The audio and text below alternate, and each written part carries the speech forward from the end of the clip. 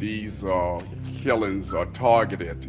Can you share with us why you believe they are targeted killings, and do you know who, if any, of the victims were the actual targets of the killings? Why you believe they are targeted killings, and do you know who, if any, of the victims were the actual targets of the killings? Why you believe they are targeted killings, and do you know who, if any, of the victims were the actual targets of the killings?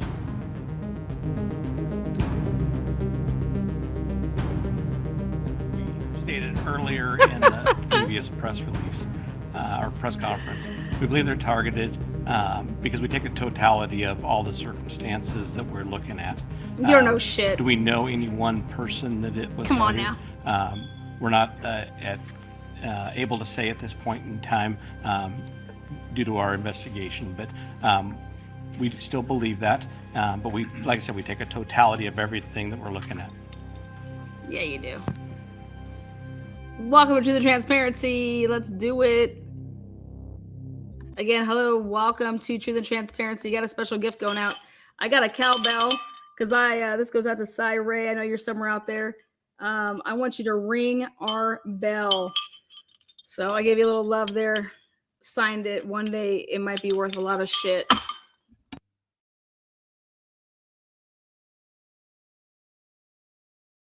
But we, like I said, we take a totality of everything that we're looking at.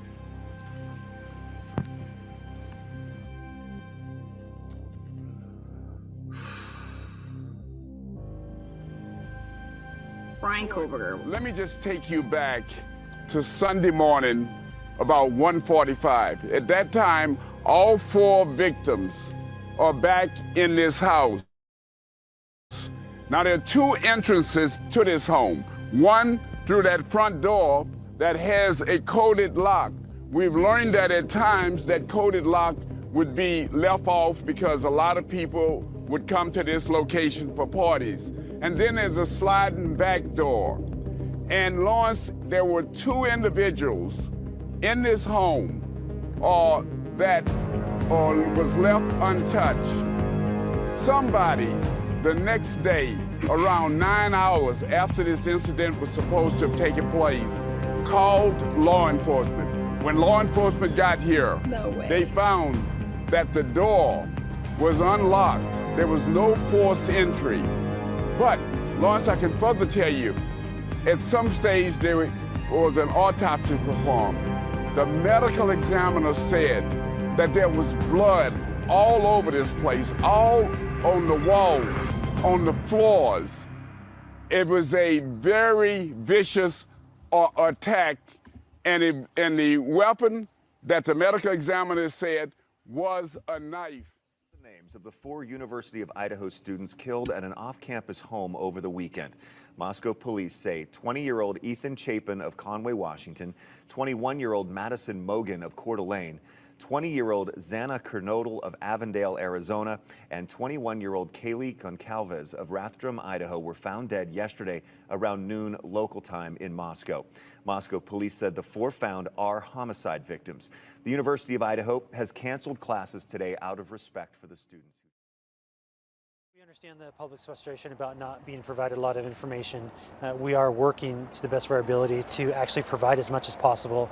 We intend to come out and solicit information from the public if they are within certain areas that we believe are of interest for this investigation. Why you believe they are targeted killings, and do you know who, if any, of the victims were the actual targets of the killings? We understand the public's frustration about not being provided a lot of information. We are working to the best of our ability to actually provide as much as possible.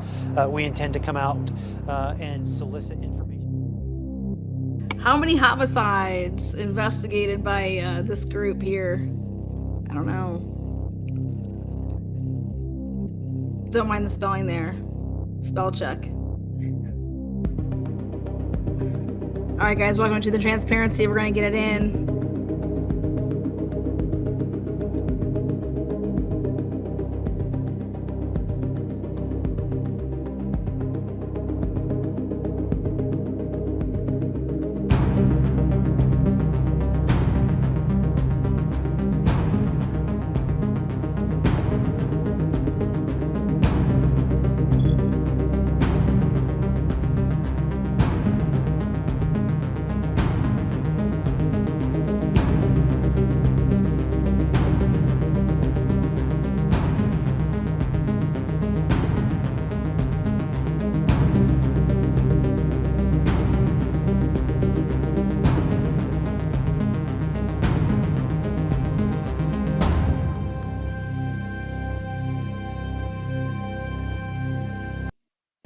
All right, guys, welcome to the transparency.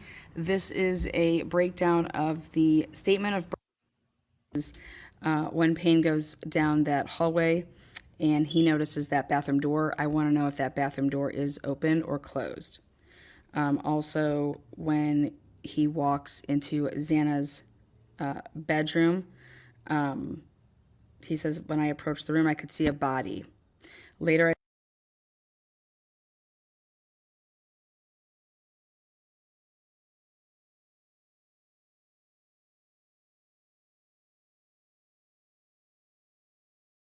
All right. You guys remember all the videos back in the day? This one in particular, you need to go back and check it out.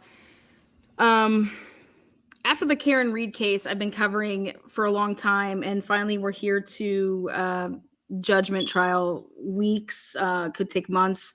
But today, I've never seen something that I saw today. I saw an officer on the stand. It should be unmuted now. Here we go. I saw an officer on the stand testifying and saying things like this. I have never used crime scene evidence tape. 18 years. 18 years being involved in law enforcement, and you've never used red crime scene tape to like tape up a bag, to seal your bag. Have you guys ever heard such a thing? Well, fuck. I heard it for the first time. 18 years. Another guy said he never wrote an evidence. He never used and wrote a log. When somebody comes into the crime scene, you are to write their name, what time they arrive into the crime scene, then what time they leave. Nope, never heard of that. How many years have you been? It's going on 20, almost 30 years. 30 years you've never wrote up. No, I've never investigated a homicide. Excuse me? You guys, what the fuck? This is Tina with What the Fuck Translation Services. What the fuck are you talking about? This is on the record. This is, like, you guys don't believe me? No, this is on the record. So I want to talk about something right here. You see this area we're about to get into? Right about... We'll let it play right to was here. later determined to be Kaylee's. I'd take us a little bit further here. Go, Lana. Here we go. Right there. We're gonna look to the left. Oh, look at how tight this is. Remember? Look at how tight that is. You're telling me that girl opened up that door 3 times, and this crazy motherfucker never cut her, never killed her. Look at this. Look at this area. This is insanity. Closed. To me, this is insanity. You want me to believe this? They talk about the dog belonging to both Kaylee and her ex-boyfriend. Officer Payne says that he... Let's take a look back down here. Also on page 2, what I notice is the K-bar USMC. So there's no date that Payne says. He just says the sheath was later processed. Well, when was that processed, and when did you get that back? Again, there's no date on when that happened and when you received that. Now, you guys, I thought this was just like off the hook, right? No, not till I saw today. I'm going to show you guys a little clip of something. Ooh, we're expecting some storms. I love storms because I'm here to bring it. You guys hear that? All right, take a look. I never thought I would ever show this.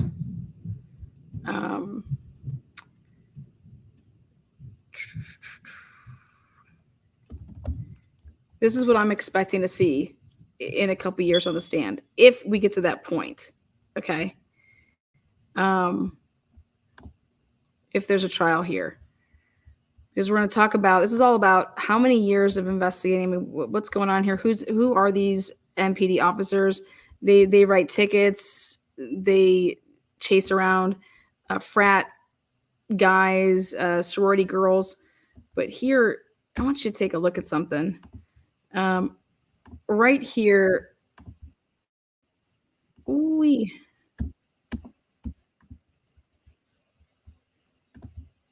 There we go. Okay. Do you see all of this red tape? You see all that red tape?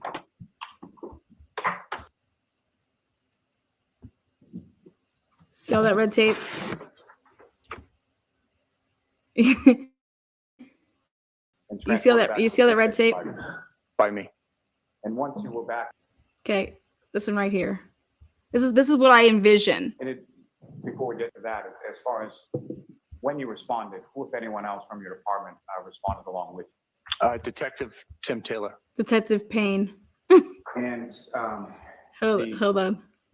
pieces of plastic that you observed, where were they in relation to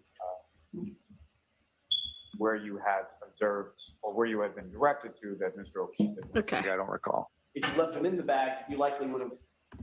So when you interviewed Brian Albert, Nicole and Jennifer McCabe were listening, correct? Yes. When you interviewed Nicole Albert, taken? Okay, here we go. I could tell that it's the Canton Police Sally Port, so it's some point after the state police had seized the vehicle. And at some point after you had brought the solo cups back to the station. Correct. Matter of fact, these were taken on February 1st when Canton, the Massachusetts State Police Crime Lab finally took possession of these items of evidence, correct? I was not in the police station for those 2 days. Let's look at the next tab, tab 25. Lift up your drinks. You This recognize is amazing. This is amazing. You remember It what he appears to be solo cups so with cups? substance inside. Are those just any solo cups or those the solo cups that you took back to the station from 34th Fair? I mean, I couldn't say definitively, but it certainly looks like it. It appears that they have red liquid material floating in the bottom. Yes. That appear to be blood. The top three I could see, yeah. The only two I see that don't have it are the bottom two left. Okay, let's look at the next tab, which is 26. And do you see somebody with gloved hands opening that bag? Same bag, little white rag right there. I do. Okay, that appear to be the same 6 solo cups? That you just showed me in the previous slide? Yes. Yes. So are those the same 6 solo cups that you gathered at the scene at 34 Fairview? This is and amazing. ultimately brought back to Canton PD? They certainly appear like they are, but I can't say definitively, but they appear to be. I'm sorry, I didn't mean to step on your words. Go ahead. Sure. They appear to be the same solo cups, but I couldn't say definitively. Let's go back to tab 24. And the reason you can't say definitively, Lieutenant, is because there is no label on this bag, is there? Not on that side of it, no. There is no property number on this bag, is there? Not on the side that's visible to me, no. There's no evidence tape on this bag, is there? Not on the side that's visible to me, no. Well, let's look at the other photographs. Are you, well, before we do that, Yeah, are you suggesting that all of that material is on the other side of this bag? I don't know. Okay, let's take a look. I'm not suggesting anything. I'm telling you I don't Is know. this the fucking bag you put the fucking shit in or not? Next tab.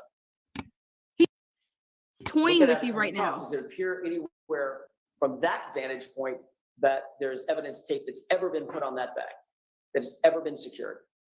I wouldn't be able to tell you that. Well, one of the ways that you can tell that evidence tape has been put on an item is because when the evidence tape is placed on it, it's completely sealed. And if in fact that seal is ever broken, it's not torn off, it's cut, and there's initials put on, correct? Imagine that. Sustained. How is that Have you sustained? ever used evidence tape before? To Great seal question. anything? Great question. Answer the question. I'm sure I have. I don't recall off the top of my head. What? How long have you been a detective? I'm sorry, how long were you a detective when you were a detective? I was a detective for 11 months as a sergeant, and then I was a detective for 15 months back in 2011-12. And in your experience, and how long have you been a police officer? Over 24 years. So in your 24 years of experience and over a year as a detective, you can't remember if you've ever used evidence sealing tape?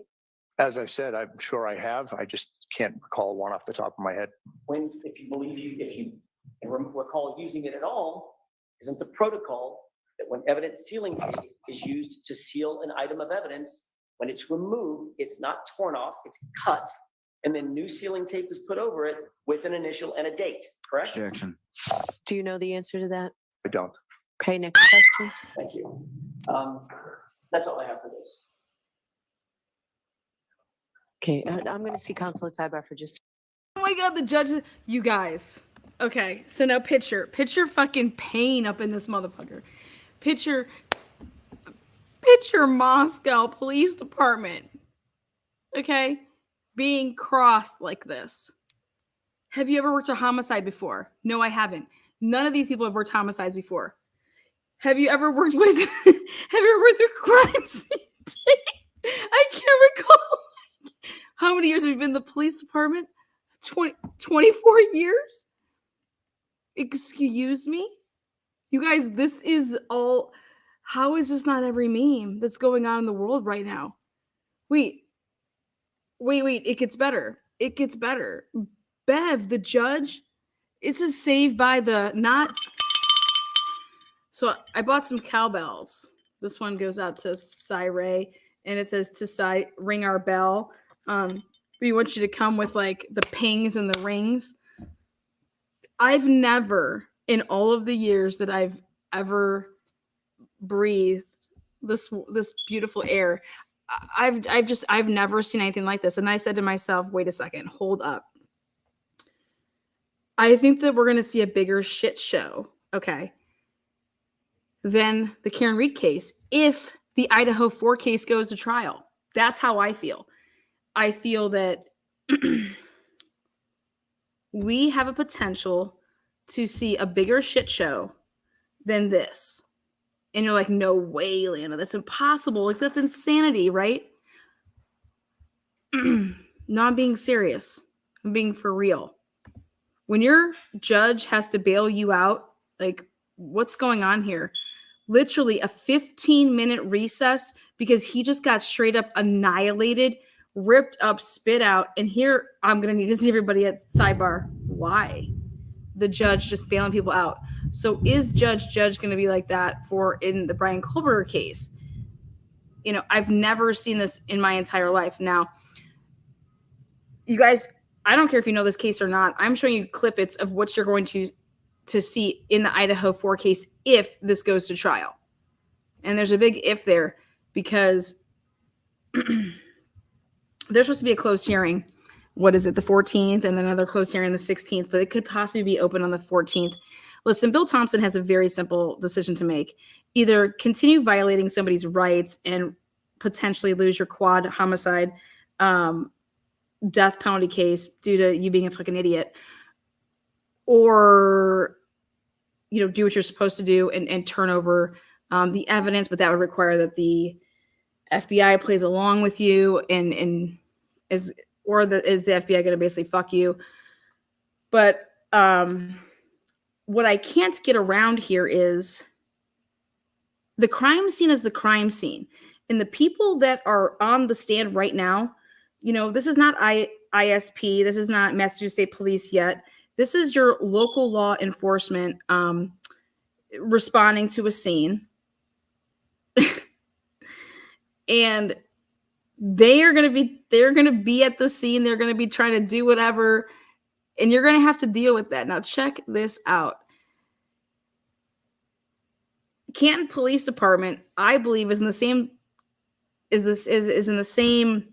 I guess you could say, bag as Moscow Police Department. Canton's little tight-knit, hey, I think it's corrupt, but whatever. Or they just don't do anything. Pick your battles, pick whatever you want. I don't care. Either way you slice and dice it. I would never want these guys going to war with me. But then I think about Moscow and I'm like, oh my God, it's going to be like another Karen Reed case. Check this out. Check this out. Let's just hypothetically say some of you guys know this case, some of you guys don't know this case. But if you were to preserve a crime scene and the evidence that you think could possibly be there, okay, how do I say this? All right. You find somebody laying in the snow, right? They're unresponsive. They're freezing. You call someone calls 911, EMT goes there, fire, police, everybody's there. They move the body, put the body on the stretcher. Stretcher goes into the ambulance, body goes away, and you're in contact because you're the police department and you're on scene and you're in contact, and EMTs you guys are talking and you're like, hey, I don't really think he's going to make it, So the police officers there on scene, they decide like, okay, well, we don't handle homicides, so we have to call the Massachusetts State Police, and that's who's going to handle this, right? All right. So there's like, you're communicating. You have to communicate. So don't think for a second on the morning, or I should say at noon, when those first responding officers went to the house, these guys would have seen the first thing that they would have walked into and have been like, holy fucking shit, right? Well, which you're going to be starting to call people, right? You're going to be like, hey, I talked to this person, then I talked to this person. Then I was trying to grab this witness and ask them questions. I was trying to, but I really didn't touch them for like an hour because I was trying to, then everybody in there was touching everything. What the hell? And then if you would have a crime scene log, just like in Canton, they said they did not, and they don't even know what that means. They've never been taught that. When Fry was asked, well, who was there at the house? We don't even know that answer. We don't even know who was there. We don't even know all the names that could have possibly been there that morning. But yet you're ruling people out. That just doesn't like sit well with me. And here we have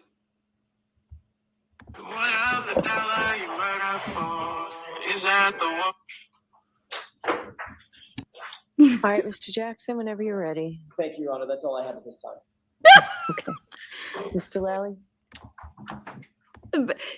he got a laugh out of Bev. Now check this out. If you guys want to know how to preserve a crime scene, the next time you need to go do a crime scene, this is how I recommend that you preserve a crime scene. And let's see.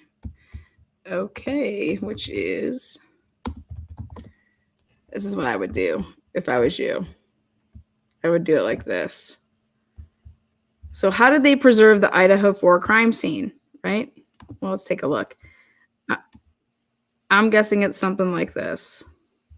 But you guys can... So the red Solo cups, they weren't sealed up. They just somehow miraculously... Let me ask you about...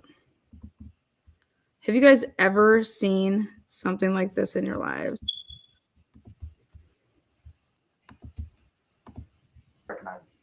It's me operating the leaf blower and at the scene where John O'Keefe was discovered. And who is operating the leaf blower in these videos? I am. And who, if anyone else from your department, is sort of present while this process is going on? Detective Sergeant Lank is documenting, and Sergeant Good is also assisting. And Ms. Gilman, thank you very much. If you could just here you go, check it out. play and learn.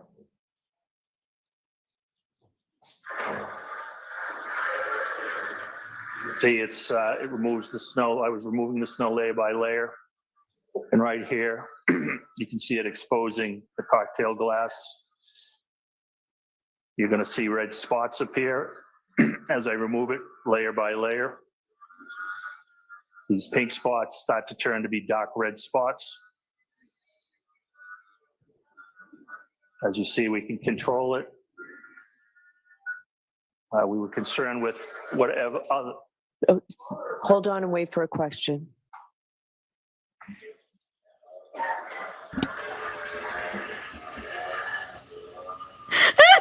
As you can see, it just takes it layer by layer. Hold on for a second. Mr. Lally, Ms. Gilman, can you pause it?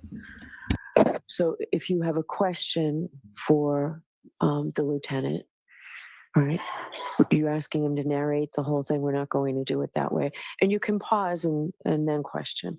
It's great you're keeping your voice up over the sound of the leaf blower, but it's a little distracting. I understand that. So do you have a question, Mr. Lally? Just briefly at this point, so Lieutenant Gallagher, with respect to as you're conducting this sort of process, what, if anything, are you concerned about as far as throughout this process of trying to locate evidence? we were concerned with the weather destroying biological evidence at that time. And so what, if anything, were you doing? No way! We were trying to take the snow that had fallen over the blood, and we were trying to remove it to expose the blood. And fair to say, as far as during this sort of removal process, how much of the snow were you able to sort of sift layer by layer with the leaf blower? We could control how much I wanted to sift. I did it I started out as gently as possible, and if it needed, more snow needed to be removed, I got a little more aggressive. I got more aggressive! Good play.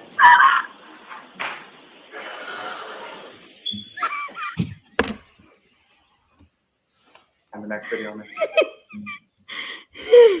I can't breathe.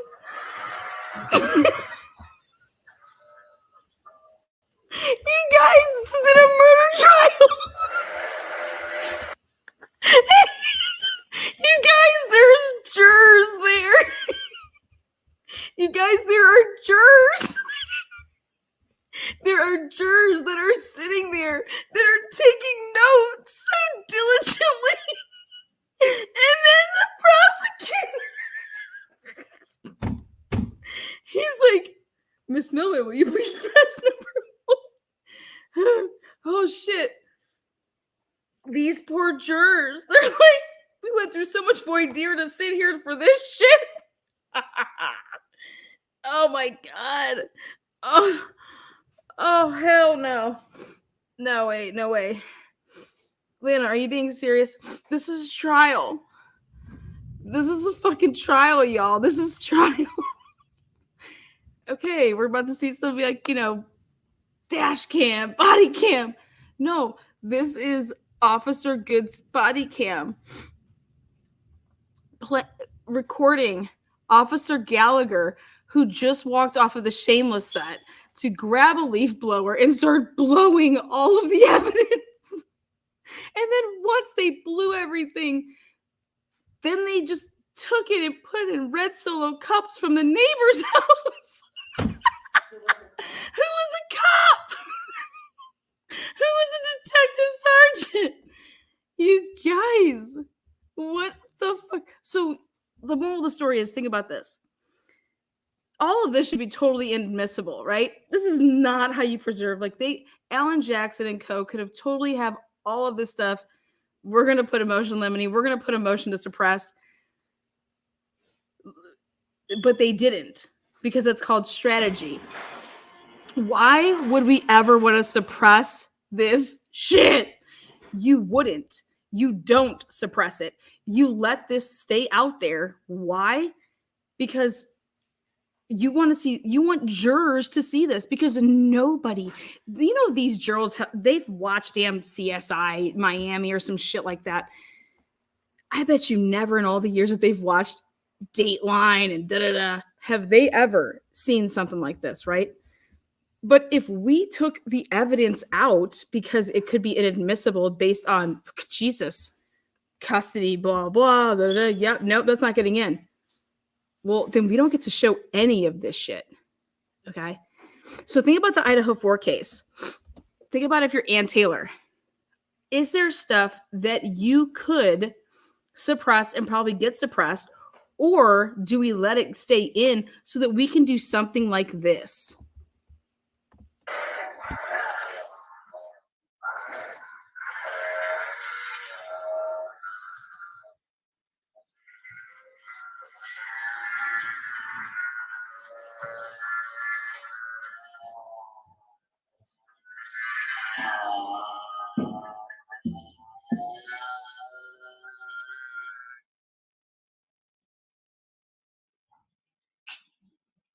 Yes, gentlemen, if you could play the third video, please.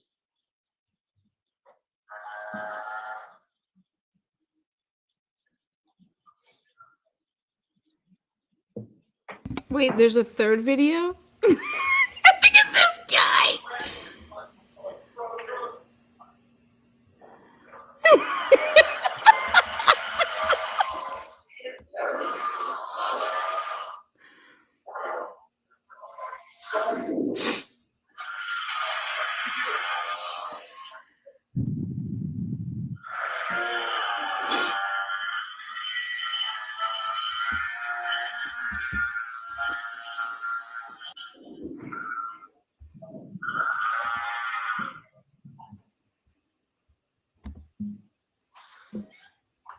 Is there more? Ms. Gilman, if you could play the last video, please. Oh, there's more.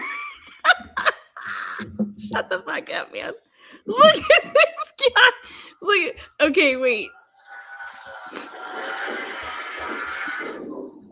Okay, let me tell you how nuts me and Bella are. I was like, you know what? Something's truly off with this. I want to examine this man's hands because they make it a really good point not to show this man's face, who's truly working the blower. So I want us to start examining who truly is doing the blowing As here. you see, we can control it. Look at this.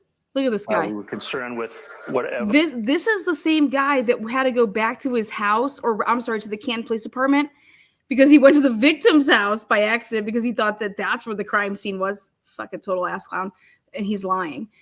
But he goes in regular clothes, but he says, "Oh, before I come to this location, I need to stop at the police department to get, you know, jacket and hat." Well, who wouldn't grab gloves?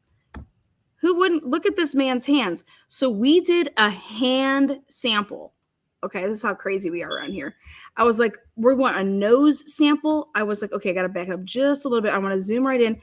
And I think he drops his face down just enough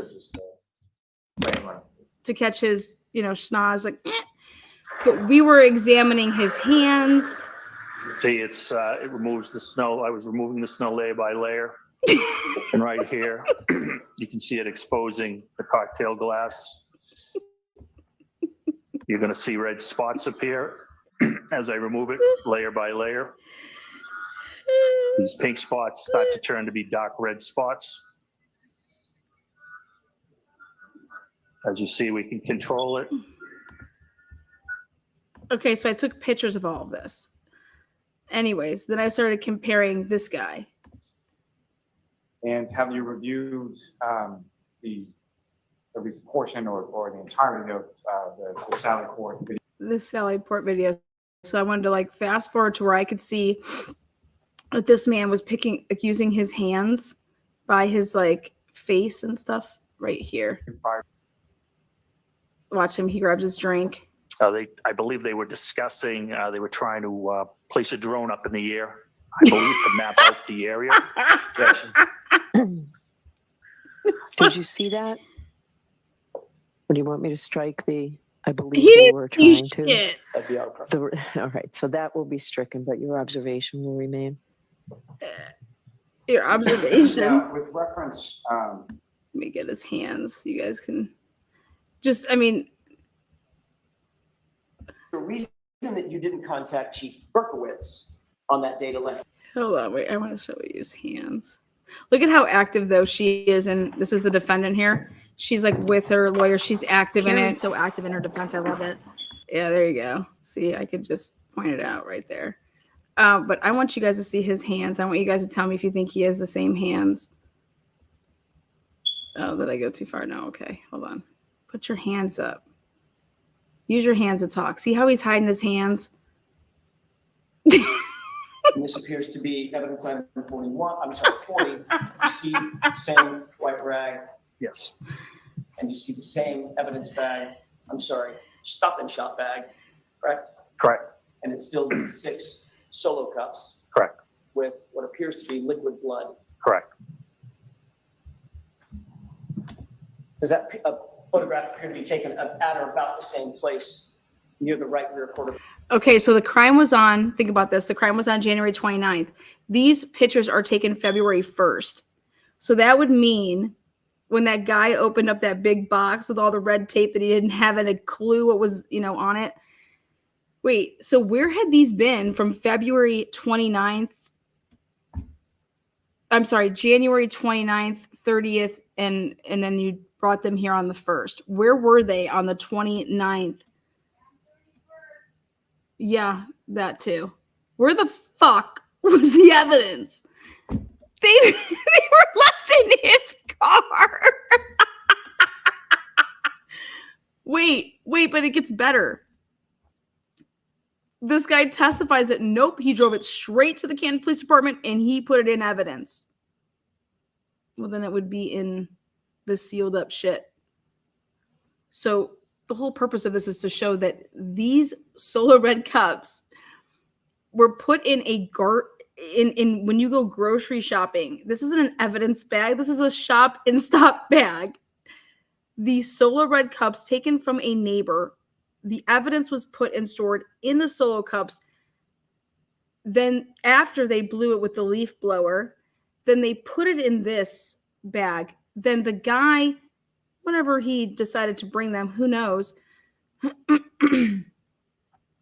Why would you be opening up the blood samples in the Solo cups in a Sally port where the victim, or I'm sorry, where the suspect's vehicle is right there behind that little napkin, whatever rag? The reason that Alan Jackson is really honing in on that is because it shows a certain date. It's going to show that when this truly was.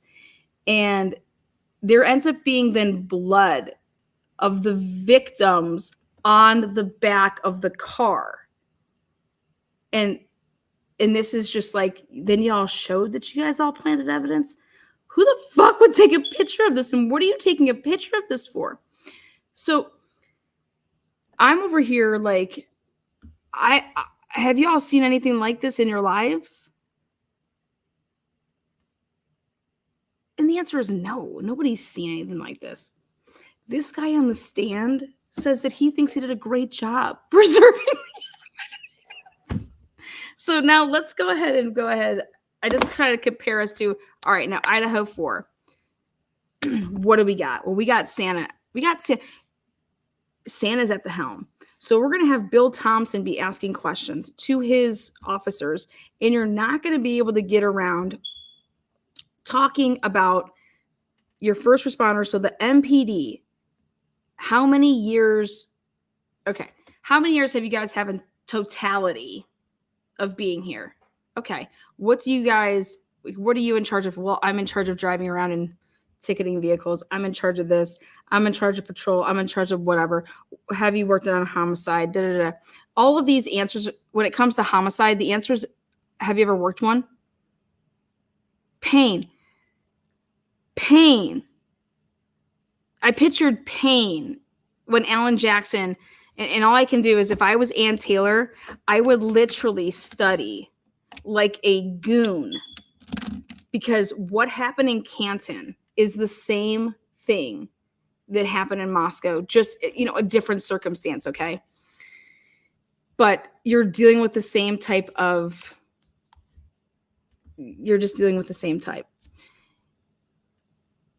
Alan Jackson's masterful, except the only thing I would have asked is that cup that you guys blew and you guys found, was that after or before you went into the house to interview people?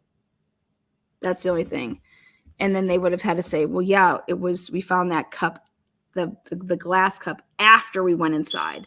And I think that would have actually, like, boom, that's what I would have went with. But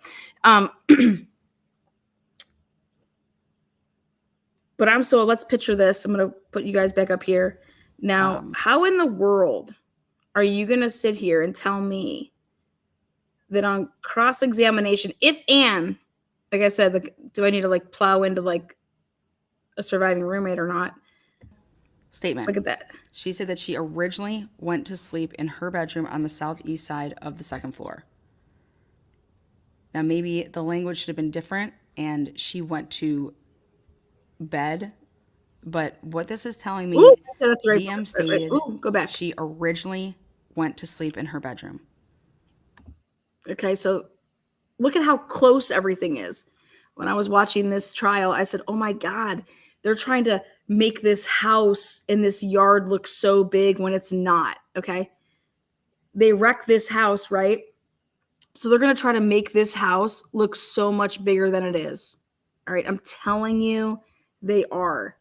They did it with the Canton case, and you would want to do that if you're the prosecution. You want to try to make this house as big as you possibly can. All right?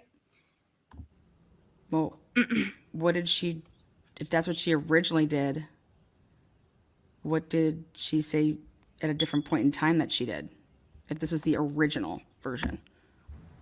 Also, at this point, I want to... Okay, come on. You guys see how tight this is? That light illuminates that vibes light. It illuminates, right? So what you're supposed to do, these Moscow Police Department first responders, they should have separated everybody that was on scene, okay? And not let them talk to each other and, gotten witness statements, preserve the, put up a barrier, blah, blah. Well, what if there's weapons that are knives all over the place? You would be taking knives into evidence, right? So let me explain this a little better. When they went upstairs and they finally found let's see. Yeah.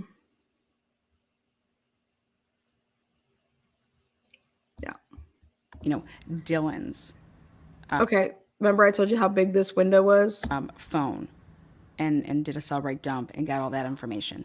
So is her phone, Dylan's phone, indicative of being left alone and her being able to be, quote unquote, sleeping and to be woken up then at 4? Next, she said that, Payne says that he has to make a note that says when, DM states that when she is approximately waking up at 4, and it sounded like Kaylee playing with her dog in one of the upstairs bedroom, which... Right there you would ask, well, does Kaylee normally play with her dog at 4 a.m.? Why would you think that Kaylee was playing with her dog at 4 a.m.? Is that something that normally takes place in your house? Do you guys normally play with the dog at 4 a.m.? We're located on the 3rd floor. I think that that's interesting that he has to say which we're located on the 3rd floor, because originally, like I said, if she's saying at one point in time that she was sleeping downstairs on the 1st level, then that's why they would have to say when she's talking about upstairs, they have to specify that they mean the bedrooms on the 3rd floor, because she was trying to say at one point that she was sleeping on the 1st floor. Again, the language in this PCA is why I am saying. So then when Ann Taylor is going to be asking Dylan questions, it's going to be, well, your original statement was that you were downstairs. When did you change your statement that you were sleeping in actually your bedroom on the 2nd floor? Right? That's where the whole Bethany exculpatory, what Bethany's going to be saying is exculpatory. What I'm saying. Now you have these first responders and you have these people that were there. You're going to find out who was I talking to for 911, who was on a 911 call. I mean, where the fuck's your common sense? Separate everybody, take them down to the station or hold them there. You need to talk to all these people. You cannot just let people go wherever. Okay. So my question is in the Karen Reed case, the Ring camera, there's 21 deleted events that are very, very important. Are we going to see deleted events in the 1112 Ring camera footage? Are there any deletions did anybody have a reason to delete or to get that Ring camera and delete it? Or was it, I don't even know if Ring camera can be wrote over, but wouldn't the Ring camera show who was coming and who was going because the Ring camera's going off? It would get at least a decent amount, right? So my question is at some point you would ask your neighbors, the owners of the 1112 Ring camera, to say, hey, we're going to go through this. I want you to identify everybody that you see in every car that you see, right? So that we can talk to these people, because Fry over here thinks that we don't even know who was there. Idiot. But these first responders, how many knives do you think are in evidence right now? How many knives do you think are in evidence? Think there's any knives that were taken into evidence?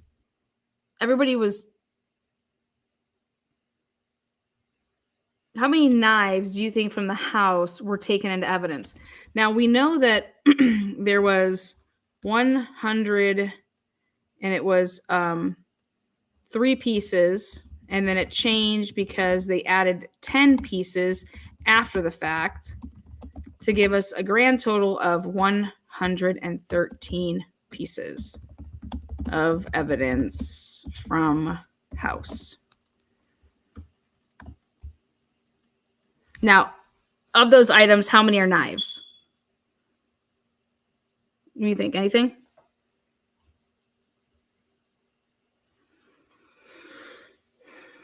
I'm going to do an over and under. Do you think it's over or under 4? Do you think it's over or under 2?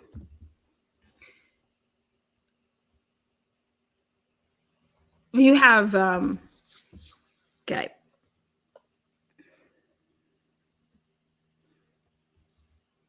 Now here's a question for procedure purposes.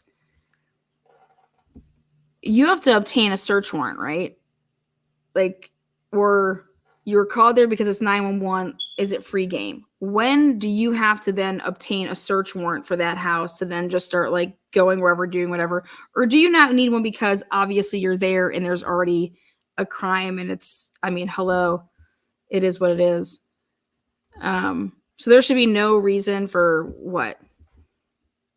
I don't know. Should these people have just roped it all off, made sure it was secure, cleared the place, everybody get away, separate, and then we have our body cams on and we're just talking to people. So we should be preserving as much as we can, getting people's names. I mean, what do you think that we're going to have here? Because when I keep thinking about this Canton scene, it got me thinking of something.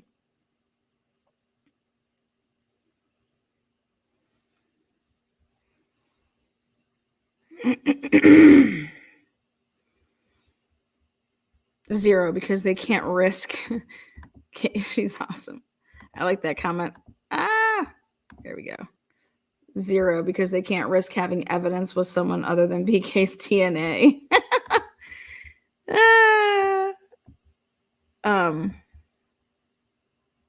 Do you guys think it's high or low to only have 13 pieces taken from the house? What about an active crime scene? Stuff just walking out the door. Who's going to have to answer to that? Who's going to have to answer the fact that, okay, I was the one that said, okay, we can start giving shit away. You know?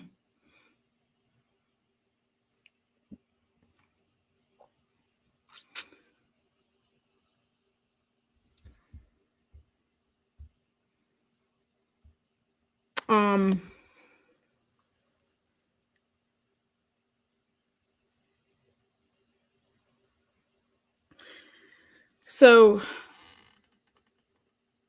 you know how we saw the blood, the mattresses that had the blood that was coming on the trucks? Does anybody think that they should have taken those mattresses in evidence? Would it matter? Do you think that we just needed to swab some stuff so it's whatever, or what? What do you guys think?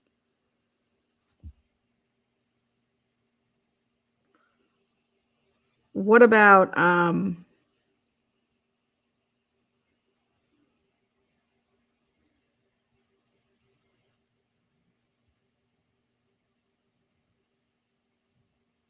what about this? In a case that I've helped out in, I thought that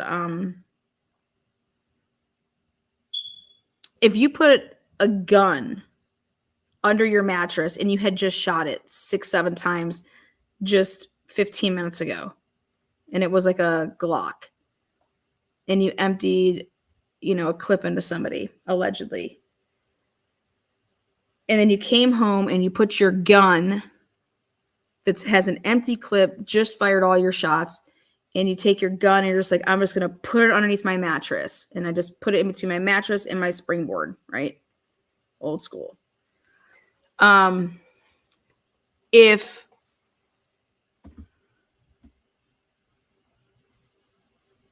Wouldn't you want to prove that the mattress, the sheets, something had the gun powder residue like on it, to be taking it to show that you had the residue on it? So you should be taking that shit now, right? Well, they didn't take it in this case. It's like, because it was planted, but whatever. I would just think that no doubt, like I would need to like have that so that I could prove that the mattress has what the gun has on it. You just would want to show that, right? Okay. So I guess for me, when you have slop tarts working a scene, why would I want to rely on them and their testing abilities if the defendant at some point, whoever that may be, would need to test things? We saw them just taking literally out mattresses that had blood all over them. How do, you guys do know that the O.J. Simpson trial, Judge Ito let that shit come in to show like how people weren't using gloves, people were trampling over the crime scene. So would footage in the Idaho4 case ever possibly be able to come in to show that, and to point things out? I'm spitballing some stuff here. I just kind of want to see where you guys are thinking, what you think about that. Because it was after going and watching and seeing this trial here live and seeing that these people who were on this, you are only as good as you are trained. That's just the common knowledge. Like you're only as good as the people that you learn from, I guess, unless you have God-given ability. But how you're trained matters. Hence why Ann Taylor wants training records, right?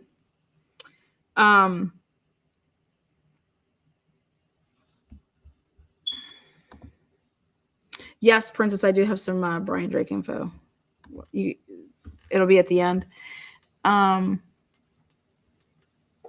when I heard these 24, 30-year, and 18-year veteran detectives saying things like, I've never used crime scene red tape, I have no words. I don't even know what to say about that. So can you imagine what these Moscow Police Department patrol officers are going to say? I mean, they're used to dealing with sorority and frat kids acting like fools. So a little bit more here on this is the kitchen. I can't believe I'm going to say this, but dogs have special barks. Like, ooh. So would Murphy in this situation have to bark to see if it would match the barking of the inside dog where where Murphy was, or was it? So I mentioned in here is if there is sound of a dog barking, would Murphy ever have to come into play and bark? Because I thought it was interesting that in no statement made by Dylan, by Bethany, by anybody was there like, we heard, is that why they're going to say like, oh, we're saying plain because Murphy was barking? You know what I mean? They're using that words. But if there is video that has audio of a bark, could a dog ever come in and say, well, we want this dog to bark for us? But see, that's my brain. My brain is just, I would be like, yeah, I want to hear that that wasn't that dog that was barking. And then I'm going to tell you why. I showed you guys in a video where I think the dog is barking. I think I showed you guys that video. In fact, I think I showed it to you guys when I went to Moscow the last time. Literally right next to the house, there's an apartment complex, and you just go right up those stairs, and right there to the right, that apartment has a dog. And as soon as you walk right up to it and past it, that dog's barking. And every time I did it, I was testing it and I recorded it. And I was like, holy shit, this is crazy. Also, by you going up those flight of stairs right there, it would register a flight of stairs with your data. And I said that I think that Ann Taylor should know that. I think that Ann Taylor should know that there's those stairs right there. There's that dog right there. And, to sit and see like when you're seeing things like, oh, this person traveled up a flight of stairs. Well, I want us to back up, because could that still be that they traveled up a flight of stairs and that it could be right outside of the apartment complex, which is to the next apartment complex? I'm calling this right next to the house is that queen. And I would use that all day for my defense. But right here, I freeze right here. Look at this space. Do you guys know how tight that is? I mean, how tight is that? So Brian walked from over here on the left and came from Xana's room, right? Because there's no way that he came down from these stairs and saw Dylan. That's not how that would work, right? So basically the PCA gives us the order of deaths in case you guys did not put that together yet. Xana and Ethan have to be killed, in my opinion, third and fourth, based on the admissions, the declarations, the statements of Dylan. But is there a way that you can show that Dylan's lying if you can prove that Xana and Ethan were killed first? Does that automatically start to question immediately the jury to say, okay, well, how would Dylan see the killer coming at her if he was coming from upstairs to come back downstairs? So again, I don't know. I don't know the order of the deaths. All I know is that I could tell you what Steve Gonsalves has said is you didn't have to go upstairs. You didn't have to go upstairs. Why'd you go upstairs? And that's interesting to me. You didn't have to go upstairs. Why'd you go upstairs?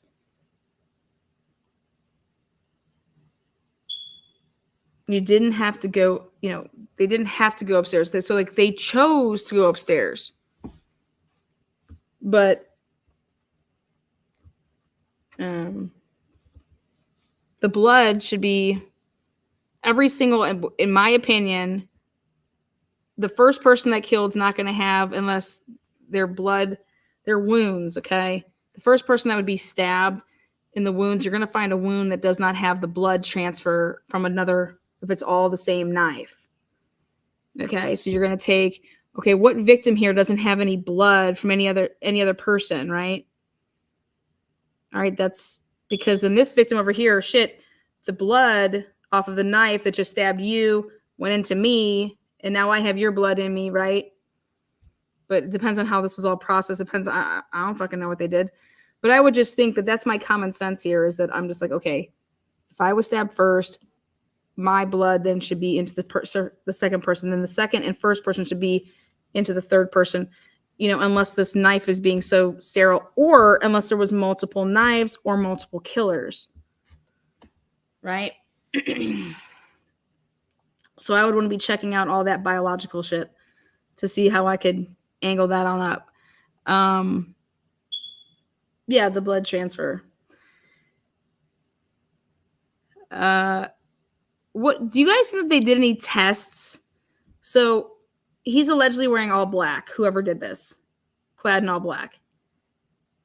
And when you have, when black gets wet, it's just wet. So did they do any tests to see if somebody was walking towards you covered in blood, what it would look like? And then when we talked about, nobody has ever gone further to talk about this mask. Are we talking about a ski mask, or are we talking about just a surgical mask? Like people that wore for COVID. So, but this area right here, I got to be honest with you guys. 3 times. Talk about going and playing the lottery. You open this door 3 times. 3 times. There is no way when I'm a college kid, or even to this day, right here, right now, if I get up out of my bed, I'm not opening up my door and just opening up and looking out. Because what can she truly see? If she opens up her door, the only thing that she can truly see is, if she sticks out her head, she can see the line of sight to right there, over to the left. And then she could see into the kitchen. But who opens up their bedroom door 3 times, gets out of bed, and if you're going to take 2 steps, 3 steps forward, why aren't you walking out to see what the fuck is going on? Otherwise, I'm not getting up. Also, we're going to be texting people to say, can you please keep it down? Like, dude, come on, not tonight. Like, I'm not in the mood. Like, but if you were the last person to go to bed, then you'd be thinking that everybody should be in bed. And therefore, nobody else would be in your house, right? We always had an unsung rule in college that the last person up, you're not going to sleep until everybody's out of the house. Okay. If you have friends over, whatever, like they're gone. Okay. Or they're sleeping in your room, right? We're not having randoms in our house. So who's the last person that went to bed? Well, it has to be one of the survivors because in the PCA, they said everybody was home by 2 and in their rooms by 4. Well, that's funny that Kaylee and, did you think Kaylee was in her room when she started the night in her room? Because Kaylee and Maddie were in the same room. But the only person that could ever say that, unless Payne's just fucking writing that in there like they do, would have to be a survivor. Somebody that's dead couldn't possibly say that. But who do you think's going to say that? And then they're going to get killed on cross-examination. How did you know that so-and-so was asleep? Or how did you know they were in their room? Did you go up there? No. I just assumed. Oh, so you when you were asked this, like they're just going to have a heyday with that shit. But I can't get over this area right here. I can't get over how tight this is.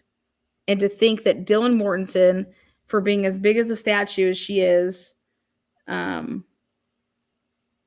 would be spared. Why would you leave a witness? Why the fuck would you leave a witness? I didn't see her. The killer didn't. So you're telling me that a house that features 6 people normally sleeping there because one of them is a boyfriend, but he's always there. You're stalking them, whether it's on social media or whether it's driving around town. You would know the car situation. You would know what's up. And I think if somebody that was a person like Brian, you'd want to take out the mail first, right? That's if you're planning on killing all the people. If you're planning on just going in there to kill 1 or 2 people or just 1 and then shit goes fucking south, but you weren't expecting the DoorDash, but you came after the DoorDash. I mean, it just...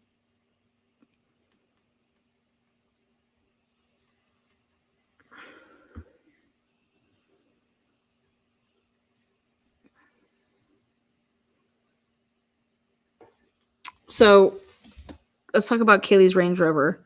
Kaylee's Range Rover, she just got it. So therefore, when the killer who's been stalking them and knows what they drive, when they would arrive to the house and see a car that wasn't a car that they would normally see, who the fuck's that? I don't care. I'm still going in there. Okay. Okay. I think you're going to have people disagreeing on that. And then it's never gonna it's not gonna slip my mind. Why the hell would you ever come back downstairs if you were upstairs? If I'm gonna leave up out of the house, why, and I know this house, I'm not coming back downstairs to then possibly run into people. Why the fuck would I do that? That's so stupid. That's the stupidest shit I've ever heard. Why wouldn't I go out the balcony? Anybody that knows this house knows that the balcony is literally, it's so little. You're just boop. There's no way if I'm going to commit this crime, do I not leave? I would leave out the slide air off Kaylee's bedroom 100% all day, every day. Like, there's just no way that I'm committing this crime and not leaving that way. Period. It's not high at all. I'm not a killer and I would do that. I'm not a killer and I would do that. But I'm not a dumbass, so I don't know. There's just so many things about this case that you want me to think that a PhD student did, and I'm just like, damn. I just think it doesn't make sense. Like stuff that you can plan for, stuff that you know, like how you're gonna leave. Okay, why couldn't you? Because you knew that they had that dog. That she's had that dog. The dog's either with her or with Jack, and she's always having that dog. That dog isn't scary. That dog isn't gonna bite you. That dog isn't gonna do anything. That dog's a playful little dog. You have a knife. Who gives a shit, right? But I'm telling you, you would leave out that balcony up top. You would never not do that. Unless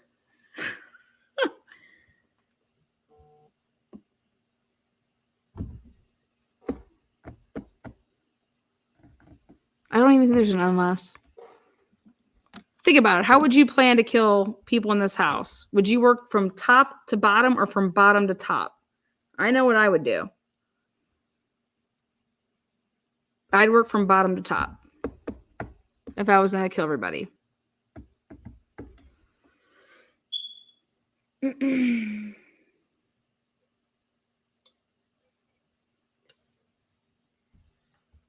There's nowhere to run, right? If I start up top, you can run all down. You know what I mean? Like this house, I got you cornered. I'm going to start down, exit points. I would just kill from top or from bottom top. How would you kill? How would you kill somebody? Me too, but what do I know? I can't kill. Yeah. But I'm just saying, like, if the game was okay, call it something else, but you would definitely go in the bottom. There's no fucking way you would go in top. Unless you were just planning on killing the one person, then you would go in from the top and you would leave the top. You would never go in from the... This is just stupidity. Bottom to top, that's a no-brainer. That's what I would think, right? Probably the same. I just want you to think about it. Bottom to top, you don't want to trap yourself, but you're also trying to trap the people that you're trying to kill though too. So if you kill from the bottom, you know what I mean? I don't know.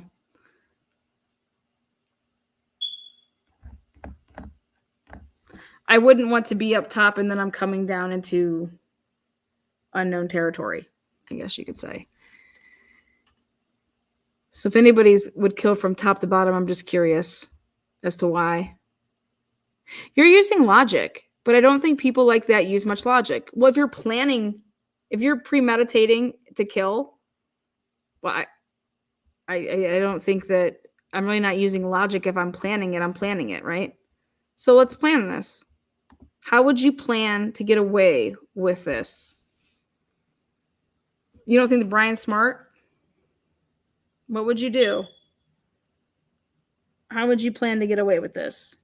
Or you think he planned to get caught? I don't think he planned to get caught.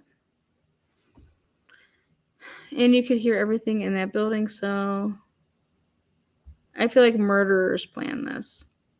Like logically planned it. Well, then it comes back to me as to how in this tight area right here, and I'm leaving it on the screen right here to show you how small of an area this is. You're going to tell me that Dylan, and this is the pitch that's going to be up there. So Miss Martinson, will you take that little laser pointer and can you point to, where did you open the door? How far did you open up the door? Because this is what I'm going to tell you the next thing. Nobody ever opens the door and peeks out if there isn't a reason to do that. You open the door full blast. If I think that my roommates are being loud and being fucking obnoxious, I'm not opening up the door crack so I can see what's going on out there. That's not what you do unless you think something's going on out there, right? Something that's scary, right? So with that said, when Dylan's going to say that she just opened up the door and it was just like, you would be opening the door. Like, there's nothing to be scared of, right? Because there's nothing going on, right?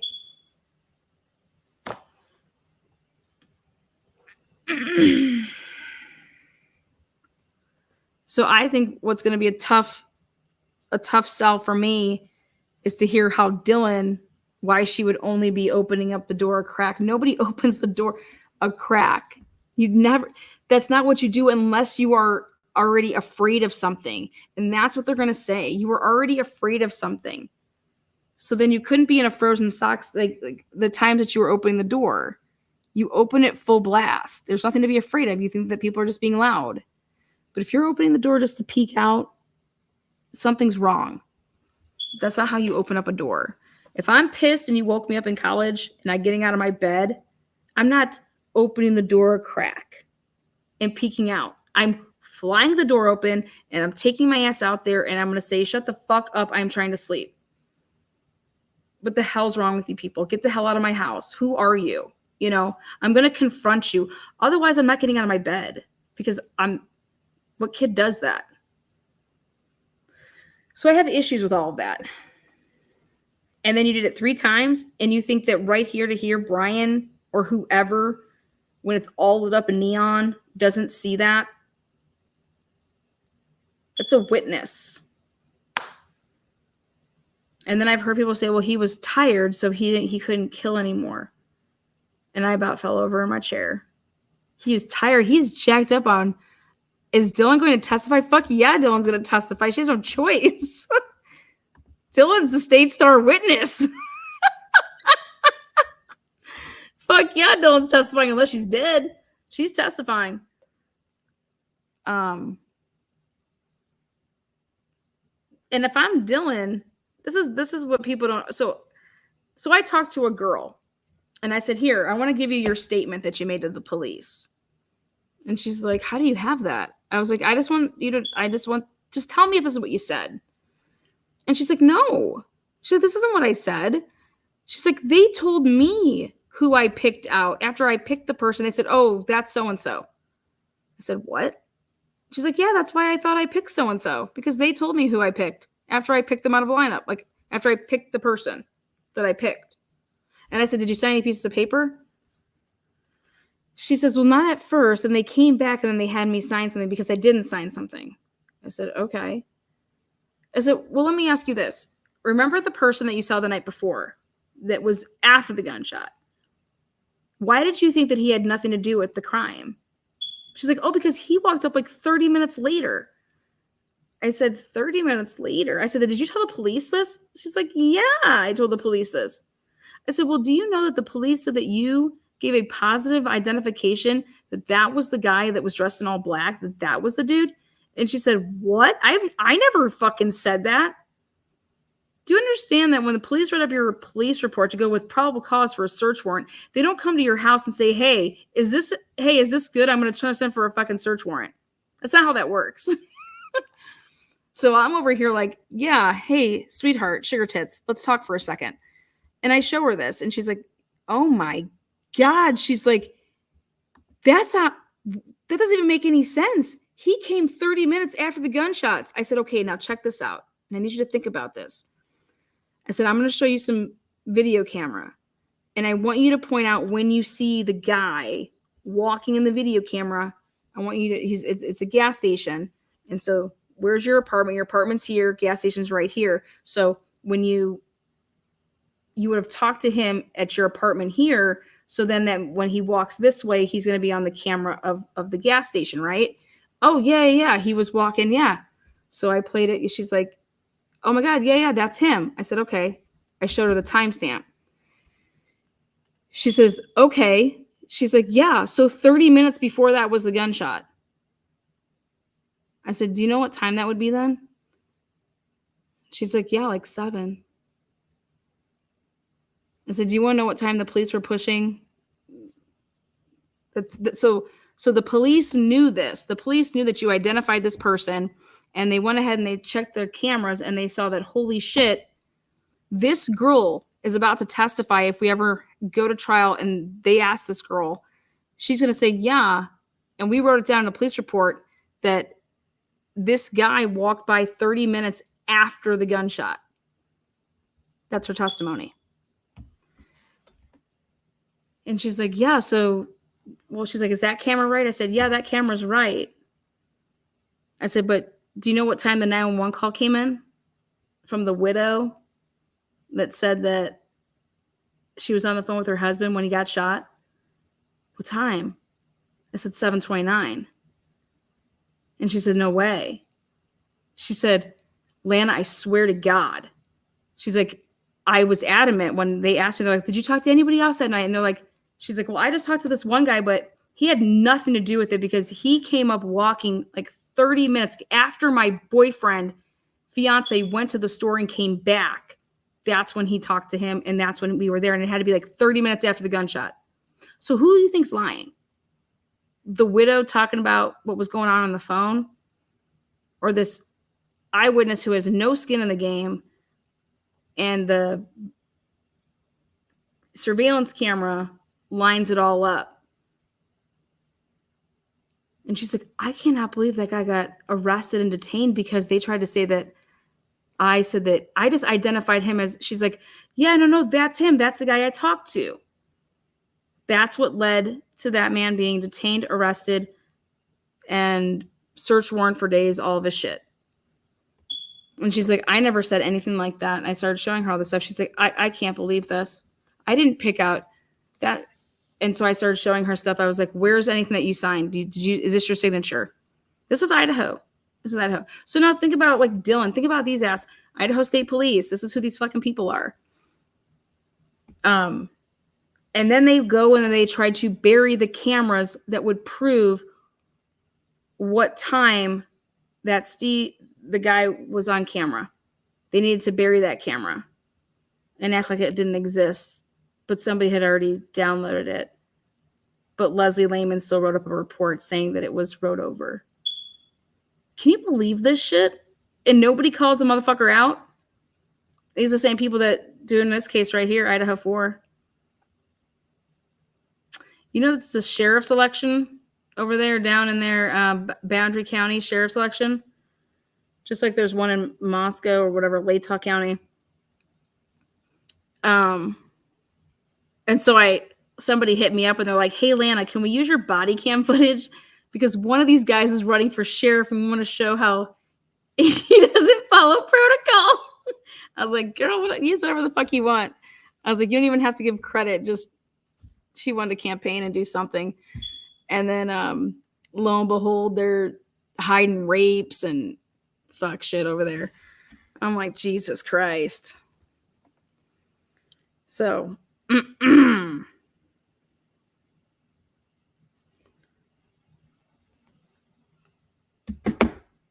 well, I don't think they're going to be violating Brian Kohlberger's rights.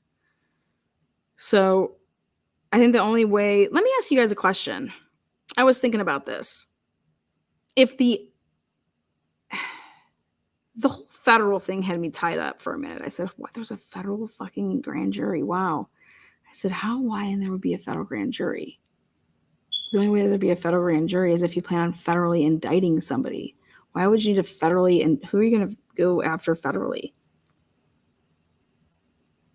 Well, duh, Lana, who's the only person that's not fucking playing ball here? The goddamn FBI.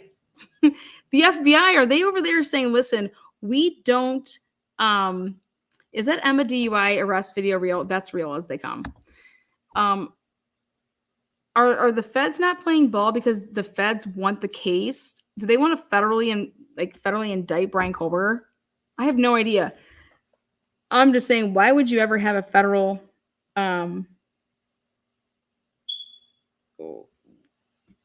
why would there be a federal grand jury?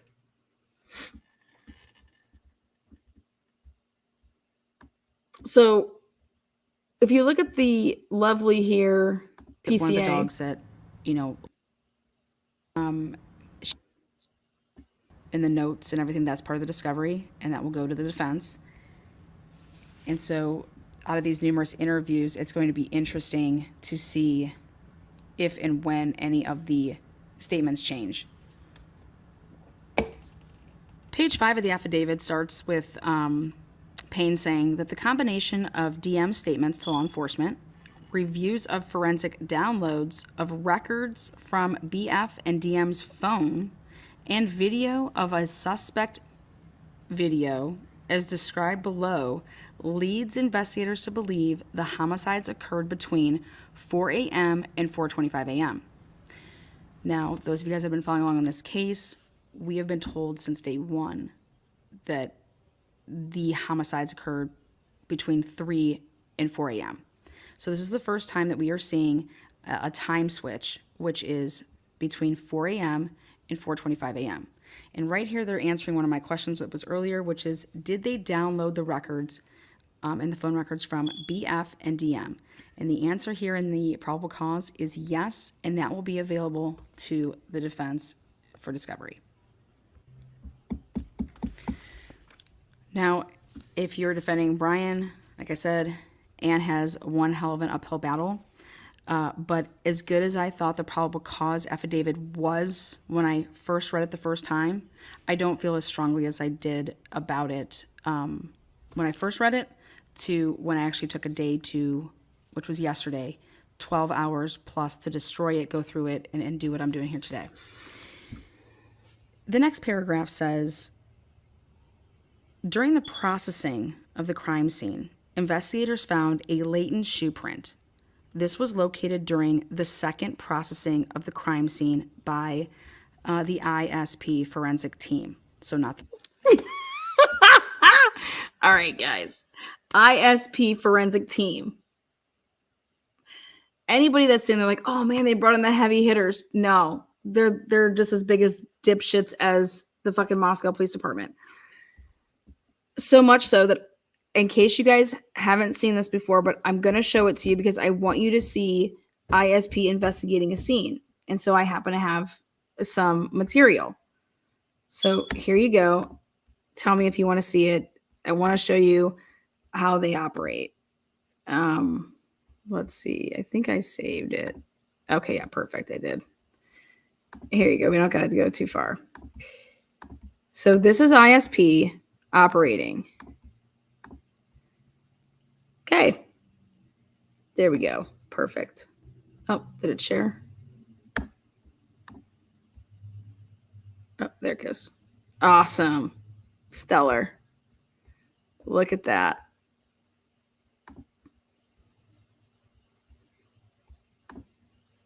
Look at that. You guys, I don't know who's worse. Canton Police Department. Where are the gloves on this motherfucker? Now, I'm going to show you guys some photos. Okay. This is ISP processing the scene.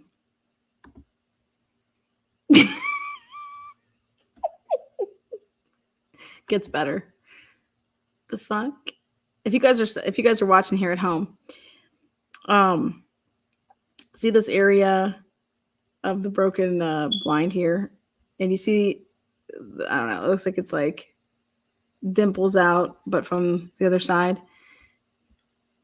It's because when the gunshot happened from actually inside this lovely establishment here, it would be then shooting out, and it would be the back spray of that glass that would nick and do all that damage to the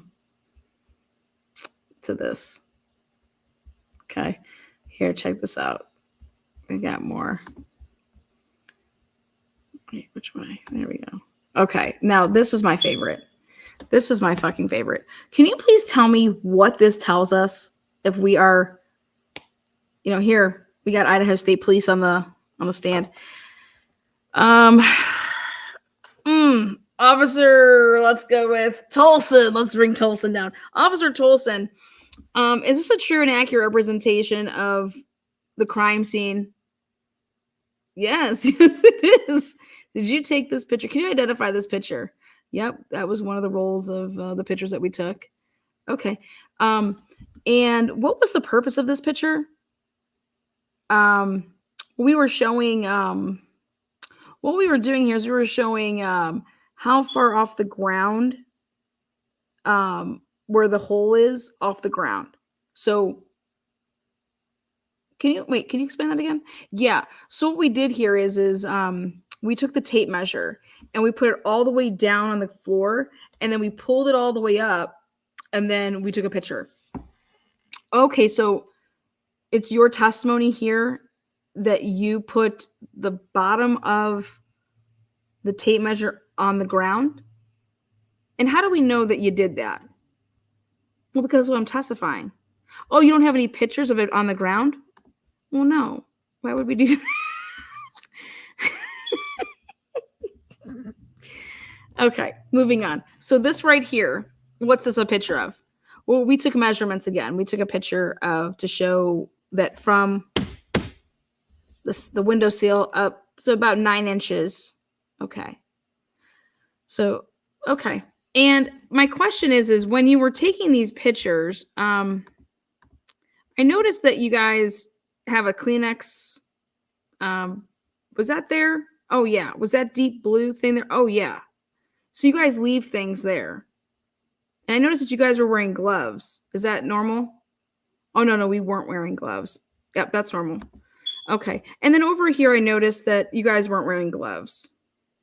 What's that? That's just a rod that we put in to show the trajectory of how we believe the bullet, like the trajectory of the bullet. Excuse me? Yeah, that's how we believe that the bullet went through. From which side? From this side. From the side that we're on. Oh, okay. And why do you believe that? Well,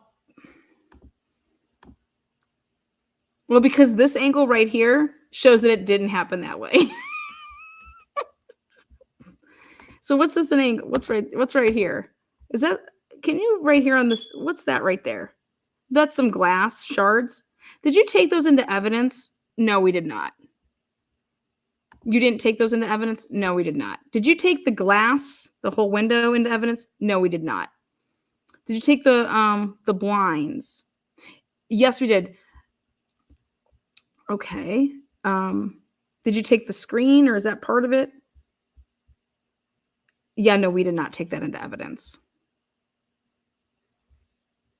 Hopefully they're sleeping. Lana, where are your mods tonight? Hopefully sleeping. Wait, it gets better. Let me show you guys this picture. Okay, right there. So does that guy have blood on his hand right there?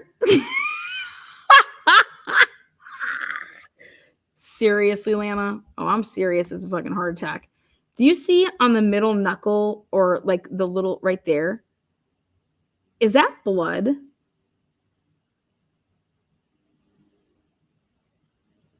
And now couldn't you put, isn't there usually like a tripod that this goes on? And so, okay. And so you guys don't touch anything, right? And your testimony here is that you think that this shot happened from outside where this gentleman's standing through the window this way? Do you have any scientific evidence to prove that that's accurate? Can you give me some background on that? Like, why do you think that? Well, actually, I'm factually wrong. See how it has a tight hole here? And see how it has a way bigger hole here? This is called double pane glass. See how it's, if it's tight like that, that's going to be your entry. And then it's a tighter entry wound. Like if you're going to hit something, it's tighter. And then it explodes out. So then your exit, your exit point is going to be bigger. Oh, so wouldn't that mean that this actually happened from inside the room and not outside the room? Well, actually, the more that I look at this, yeah, I think that it did come from inside the room. Did you guys do like a crime scene reenactment of this? No. Did you? Okay, well, let's continue on. And wait, who is this? This is Idaho State Police. Oh, okay. You guys are processing the scene? Yes, we're processing the scene. Let us process, okay? All right, so then you're processing the scene. Oh, okay, so what's this? Well, from this side, we took the same, we went ahead and did the same thing, which was what? Well, we put our tape measure down, damn it. Okay, and you put it all the way down. So this is 11. And how do we know that? How do we know that you're all the way flush on the ground? Well, you don't. You just got to believe that we did that. Okay? Because inside it says 9. So that's how you're trying to show us that it was a... What if I was shooting from inside? This is their way of trying to show us that it would be a downward trajectory, that the shot was a downward angle. Isn't this just wild? Let's continue on. Next exhibit. Yes, that. Now, my partner told me to put on some gloves, so that I did. Okay. And what do we have here? Well, we took the same tape measure because they saw my blood on my finger, and so I had to put gloves on. So I put gloves on. They're really not my gloves, and that's why they're extra tight on my fat fingers. Sorry. Where did you ask? What was your question? Yeah, what is this a picture of? Oh, yeah, it's the tape measure to show, like, you know, the hole. Okay. Okay. And were you taking this picture from inside or outside? Do you recall? Well, this one is not me. I have no idea who is this preppy guy wearing this plaid shirt. Not a clue. Okay. But I know that this has to be from inside. Inside? Well, you know, I'm super confused right now. I don't know. I don't know if it's a reflection. I don't know if I'm standing inside. That's just totally not even me.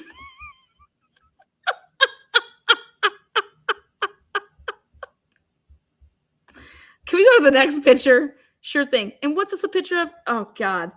Yep. This is us measuring. And where's the bottom start? It starts at the bottom. The bottom of what? The bottom of the tape measure. Can you see that? It's right below the 2. And that's the bottom. Yeah, that's the bottom. They're going to do this in court.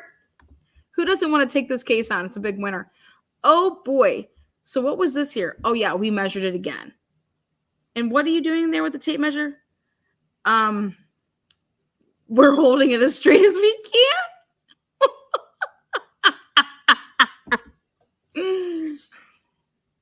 Okay. Okay. Beautiful. That's beautiful. Okay. Oh, here we go. And what is this a picture of? Oh, yes. This is how we were trying to show how, okay. So we're trying to show how the depth of the window. And so what we did is we took right here, we took the tape measure and but let's back up.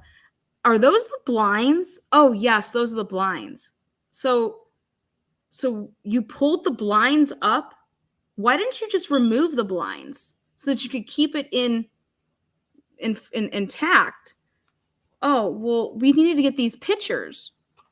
So you just didn't remove the blind to then take the pictures? Oh, I didn't think of that.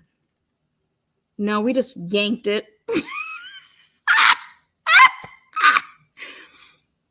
Continue with the line of questioning. Yeah, so we took the tape measure, and after we yanked the blinds, we then measured it's 3 inches there. Okay. And what did you then do with the blinds after you yanked them? Well, we took them into evidence just like that. Okay.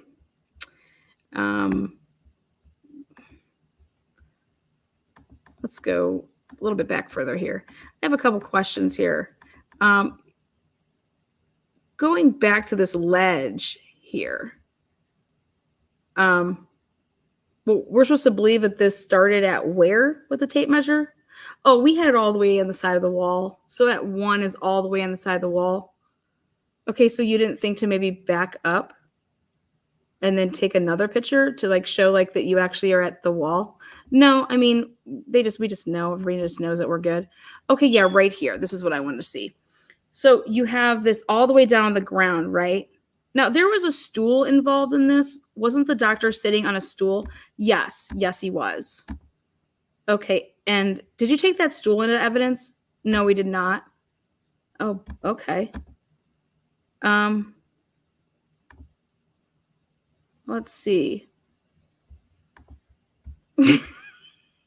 Did you measure from the stool, from the height of the stool to where the entry point of the hole was? No, we didn't think to do that. So the doctor was sitting on the stool, and he was hit while you say he was sitting down on the stool, but you didn't think to measure from the top of the stool where you would be sitting to see how far, that way you could. And wait, did you say that you did not take the stool into evidence? No. Wasn't the victim wearing a brace on his knee? Yeah, we left that there. We thought that maybe the wife would want it. So we just left it. Wait, was he murdered with his brace on? Yeah, we just took it off of him. And then we left it there. Shut the fuck up. Yeah, we did. I can prove it to you. You want to see some pictures? Sure. Sure, give me a second here. Let me see if I want to see those pictures. Let me see which ones I have. Yeah. Okay, this one. Okay, and you said this was at a chiropractic office? Yeah, that's what we were. Yeah, that's where we were. Okay. So go ahead, you can resume. Okay, yeah, let me share my screen with you. So we then started processing his desk, and in his desk we found some Coors Lights. Wait, this is a professional desk? Yeah, it was in his desk, just some Coors Lights. Did you take those into evidence? No. There was just 2 Coors Lights in a bag like this? Mm-hmm. And you left them? Yes, we left them. Okay.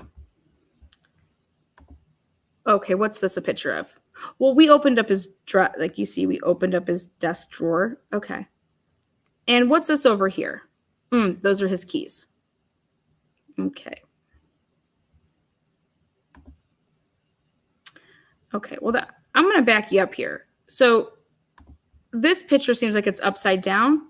Were you standing on the desk when you took this picture? No. Okay. Well, if we go to the next page, so I want you to pay attention to the keys here. Do you see those keys right there? Yes, I do.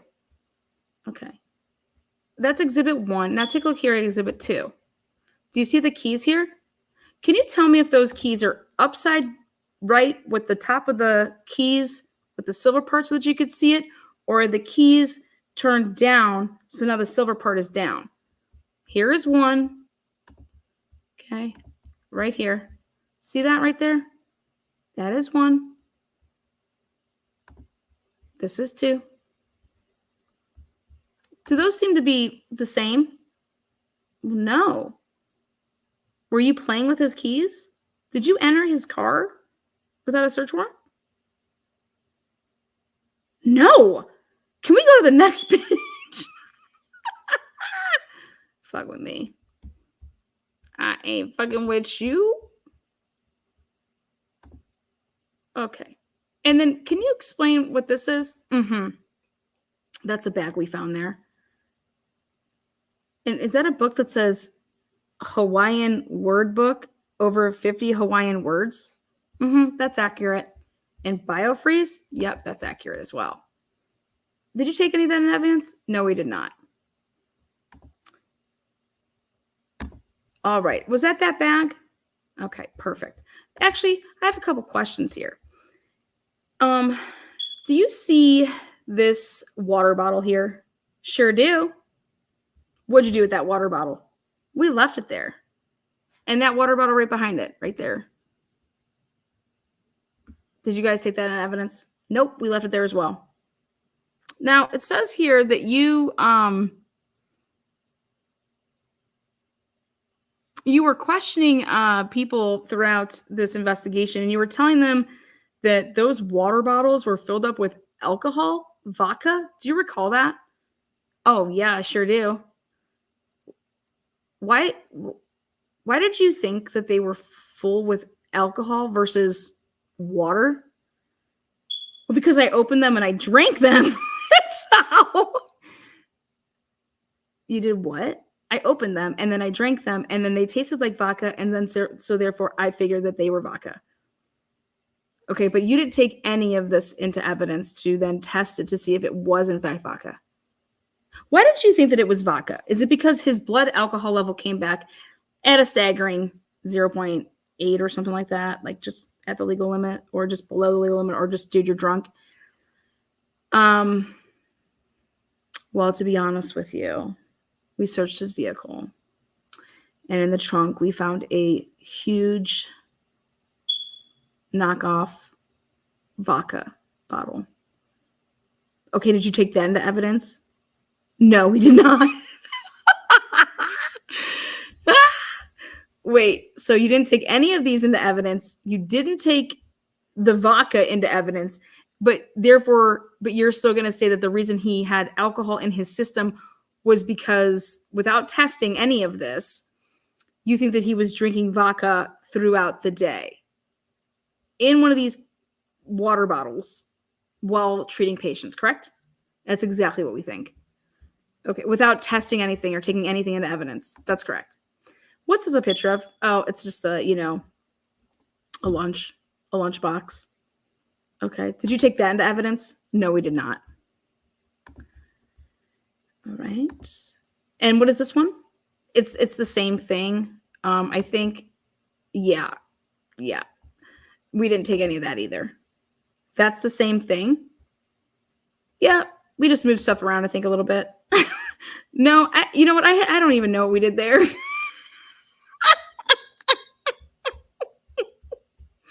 All right, continue on here. Take your vitamins. Okay, yeah. Yep, that's what we were doing. All right, couple last questions here for you, detective. Let's see. We're gonna keep you thinking about some things. Okay. So when you arrived on scene, did you take a picture of the room from a distance? When we got there before we walked in? Absolutely. All right, good. Well, we're going to talk about that, okay? All right, great. Here we go.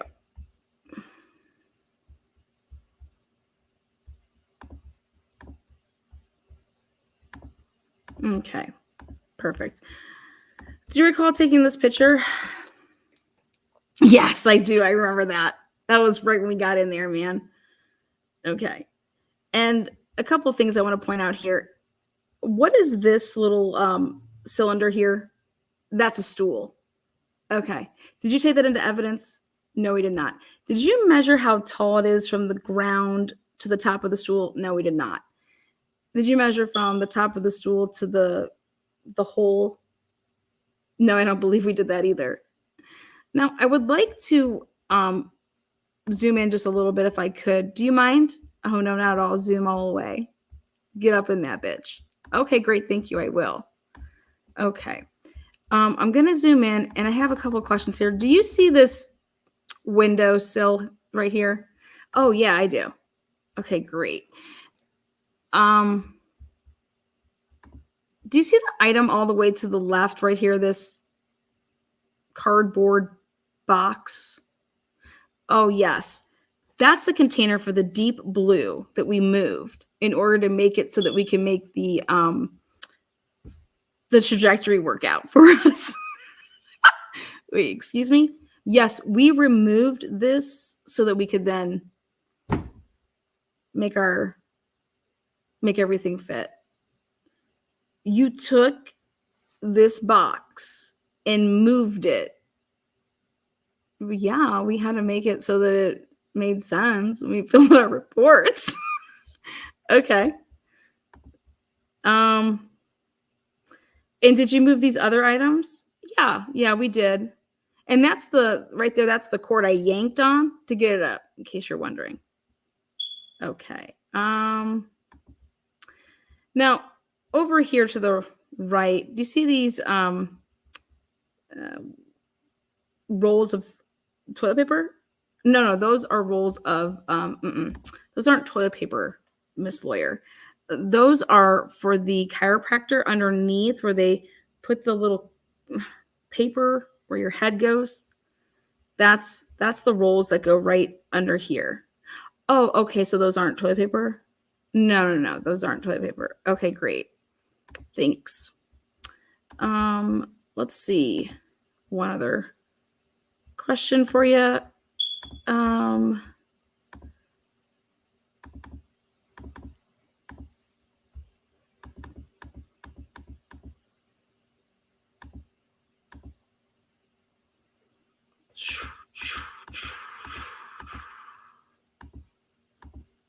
Okay. Sheesh. Here she comes, directly. Okay. All right. Here we go. Ready? And show it, baby. All right. Do you see this desk photo right here? Oh, yes. Did you take all of that into evidence? We sure did. Oh, you did? You took it all? Okay, then I want to have you zoom in here. Do you see where it says the number 3 next to Eldora Gatchel? Yes. Okay. Now, I'm going to zoom in. Do you see the date here?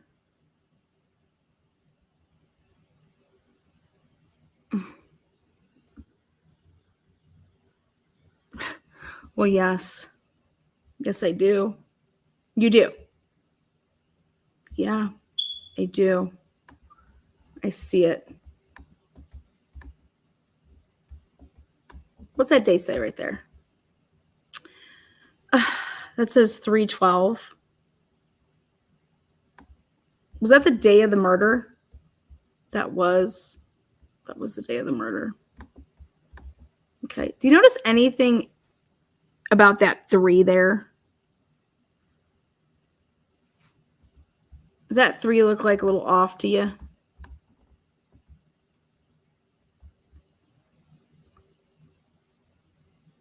Here she comes to wreck the day. Now, you interviewed a bunch of people, right, in this case? You fucking sure did. Okay. And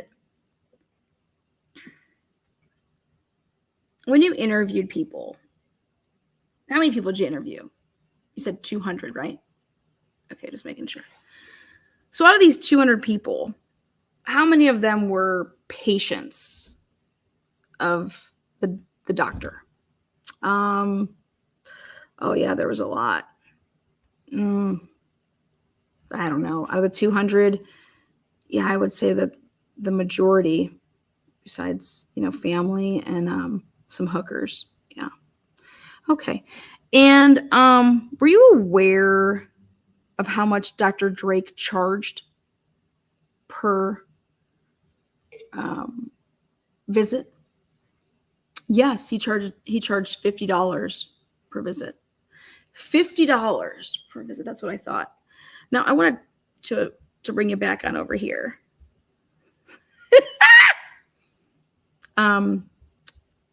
Now, isn't it true? Back it up here. That it was on the desk, right? Just like so, right? And if you look at these dates, it's just the month and the day. Is that correct? It's the month and the day. Now, who was the last patient that Dr. Drake saw that day? Eldora Gatchel.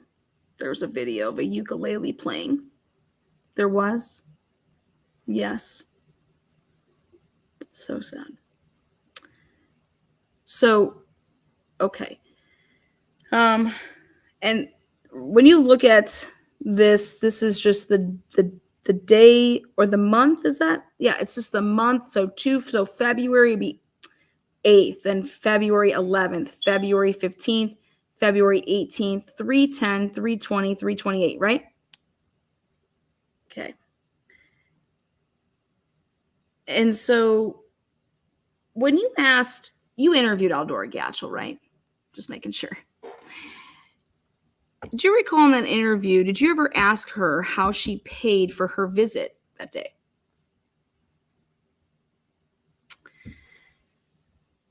Did you ever ask her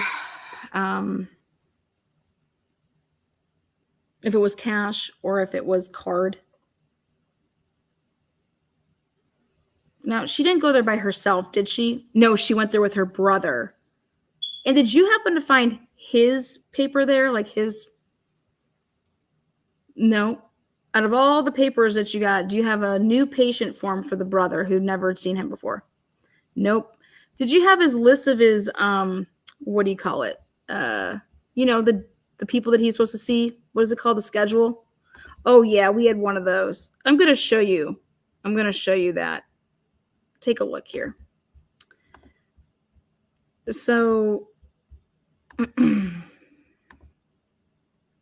here she comes, a record lady.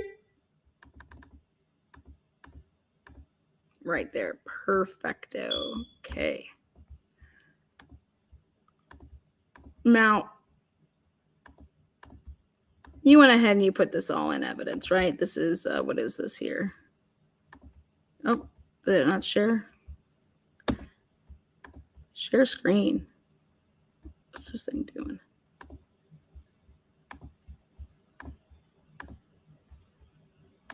Okay, there we go. All right. So I'm going to zoom in for you. And you have Eldora there. See that? See how it says Eldora paid $250? See that? Where does it say that Caleb was seen? You see a Caleb there? Nope, just says Eldora. Do you see this number 125 was kind of written weird? Okay. And so do you see how these prices are 50, 50, 50, 50, 250? And this desk looks like in perfect, pristine condition for somebody that would have just gotten shot and fell off of a chair, right? The pencils. Look at this pencil. Who the fuck uses a pencil like that? But right here, it says Eldora Gatchel paid $250, right? So did you check to see if the Drake chiropractic firm, whatever they call themselves, business, did they receive $250 of a payment from Eldora Gatchel that day in the form of like a card swipe? Did you check for that? No, we did not. Did you check to see if Eldora Gatchel had withdrawn $250 that day? No, we did not. Did you check to see if the cash on hand at the Drake chiropractic office matched and was equal to the cards that were run through that day? No, we did not. Okay. So you didn't do any investigating, right? No, we did not. No, we did not. We don't give a fuck. No, we did not. But it's safe to say, do you see anywhere on here? No, strike that. Did you ask his wife how much he charged for appointments? Yeah, $50 per appointment. Did he at any time used to charge $40 for appointments? Yes, he did. In 2018, he switched over from charging $40 to charging $50. Isn't that correct? Yeah, that is correct. Looking back at my notes here, when I interviewed the broad, she did say that. Okay.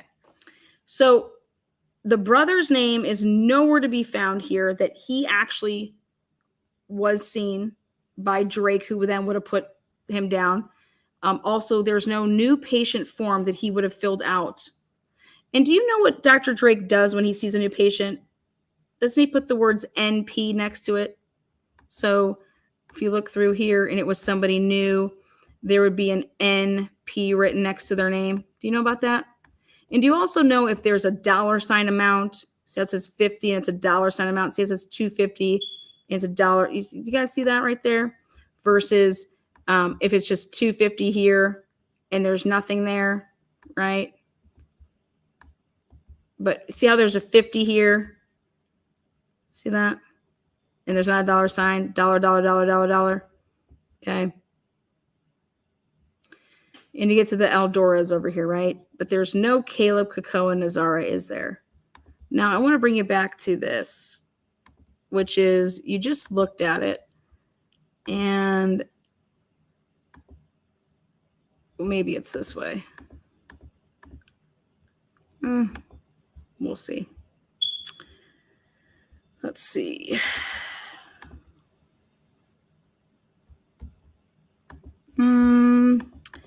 Here she comes, directly. Yeah, this is the one I wanted. This one. Now, I want to bring your attention to this exhibit again. And did it not strike you odd when you saw this? First of all, let me ask you a question. Did you put this sheet into the discovery, into evidence? Did you scan this sheet right here? Did you scan this in? So the defense got this. Isn't it true that the defense never received, out of the 1,700 pages that you scanned in, the defense never got this sheet right here? Isn't that true? It's just a oversight. Well, did it at all strike you odd, okay, that right here on this piece of paper, paid 80, paid 40, 312. Well, this is from an old sheet from 2019, 2018, when Drake was only charging $40 per visit, not $50 per visit, right? So see this right here, paid 40. Then we get to the 312 right here. There's no amount here that says paid $250 with a card or gave cash to the paid $250. Isn't that correct? Nope, there's not. But and there's no marking to say that Caleb, Kakoa, Nazara, hey, take it off of my to mark me down for 2. You see these little dots right here? That's how he would in fact mark it if you pay in advance. Okay, do you see this right here? When you pay in advance with the 160 here, 1, 2, 3, 4, 5, 6, 7, 8, 9, 10, 11. You see that? So $360 in fact got you the 10th visit free or something along those lines. Isn't that correct? And so he would do little dots. And so therefore, like, you didn't have to plan on paying for those visits and until you got to the, this is how he did it. See this? See that? Now let's take a look. Did you ever take out a calendar to check any of this to see this is 8 to 11, what years this was in? I can at least tell you this, that he was charging $50 and he had been charging $50 for a long time. So out of the blue, Dr. Drake just happens to grab this sheet to write down 312, no money taken in, right? And no notation that he saw Caleb, Kakoa, and Nazara, because didn't you interview, what's her name, Aldora Gatchell and Caleb, Kakoa, and Nazara, and they said that she had went first and then he had went second? Okay. And now, isn't Dr. Drake a tightwad that there's no way that he is going to not mark down this money because he's a tightwad? Yeah, that's true. Okay. Just making sure. And you didn't put this sheet into evidence, right? You didn't give this is exculpatory in nature right here.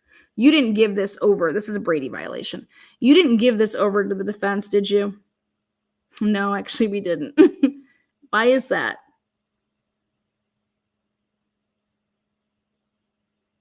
It was just an oversight. Okay. Sweet.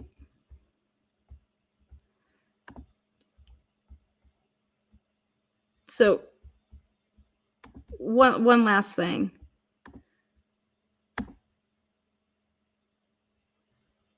When you saw you work for the Idaho State Police, were you involved with the Idaho4? Fuck yeah, we were. Hell yeah, we were. Okay. Just making sure. Well, then in that case, I have one more question.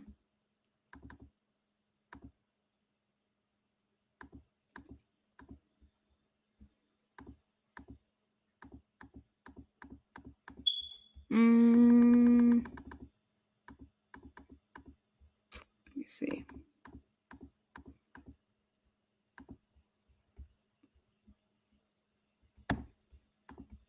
Boop.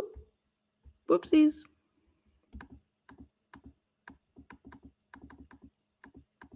Gotta get to what I want. Okay. That's not what I want.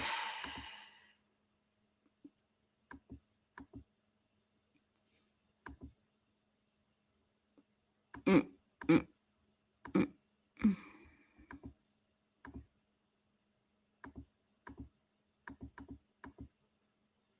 mm. Okay.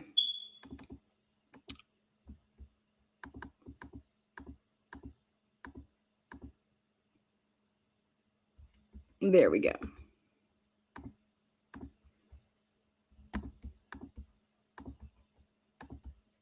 You went through Doctor's little wallet over here and you laid out all this money, which was $600, right? What did you do with that money? Well, we added it up. Then we told the wife that we had the money and we gave it to her. Okay. So here she comes to wreck the day. So if Dr. Drake took in $1,250 that day, he has $600 on him.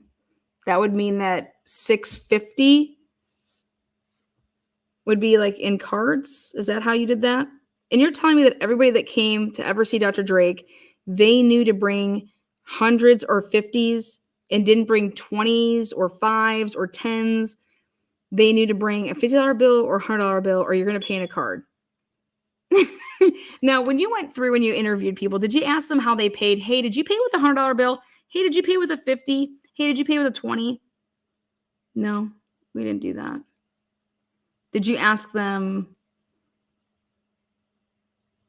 like, no, we just,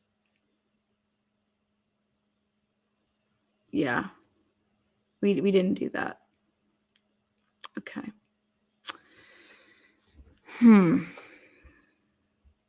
I mean, so Bonner's Ferry people, they just walk around with 50s and 100s in their pockets, right? Right. Well, I did my due diligence and I called up none other than Paul Jacobson, who's a fucking awesome dude. And had like a 45-minute conversation with him. And I said, hey, can you recall there was something in your interview that really just, how did you pay that day? He's like, oh, let me think. He's like, well, I paid cash. And I'd normally give him $100, but that would cover me for like 2 visits. So if I gave him $100, then I'd have that visit and the next visit or something like that. You know, I would always pay and then I'd have like 2 visits. Okay. He's like, actually, I think I paid $100 the last time I was there. So like, I didn't have to pay him that visit.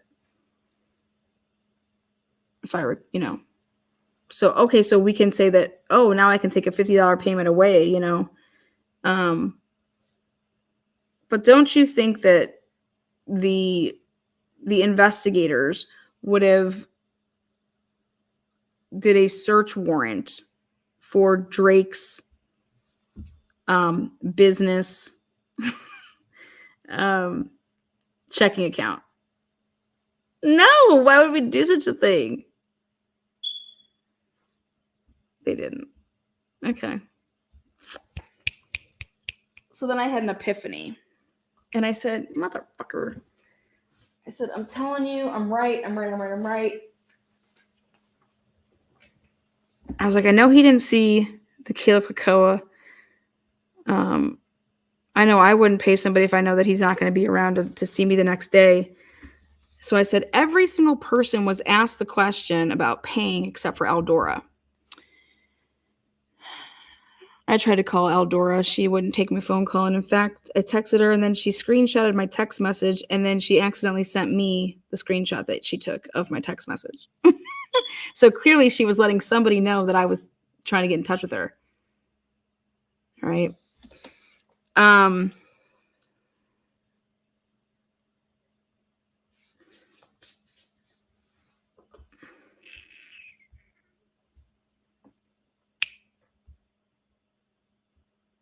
Can you guys believe that? What a fuck. So here you go. I want to show you this.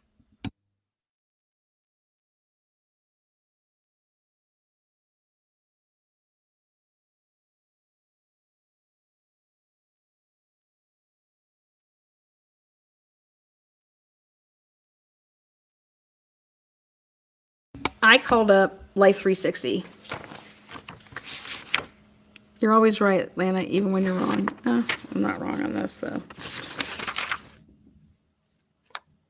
And so they pulled a search warrant for the Life 360 app, right? But I had a question. You guys know I love Life 360. I want to show you guys something. Here she comes, a rock the day. Window. How you like me now? Take a look. Life 360 app. This is the data. Let me take a look at something. I got a wild hair at my ass, and so what it does is it works up, it works down to up. So see how it says like 20, so 21 in 7 seconds to 21 in 41 seconds. But underneath that, it's 21, 20 in 4 seconds. So you got to like read it from like this. Okay. So the day of the murder, the reason I wanted to get in touch with Life 360 is because if I don't know something, I want to figure it out. And I'm going to back out so you guys can see this as clear as possible. Okay. This is the day of the murder, 3/12/2020. Now, I tracked Mr. Drake here from the time that he left at 3:12 in the morning, 6:08. He leaves his house and says it's 6:09. And these are the lat long courts. So that's his home. And so then he's taking, and he has, obviously, this is Life 360. So all these little seconds here, minutes, all the way goes up. And then you have, like, so this is tracking him leaving from Hayden all the way to then he leaves his house at, 6:11. And here he gets to work in Bonners Ferry at 7:40 and 28 seconds. Do you see that? So you got 7:40 and 28 seconds. And then I looked right here. I'll zoom in.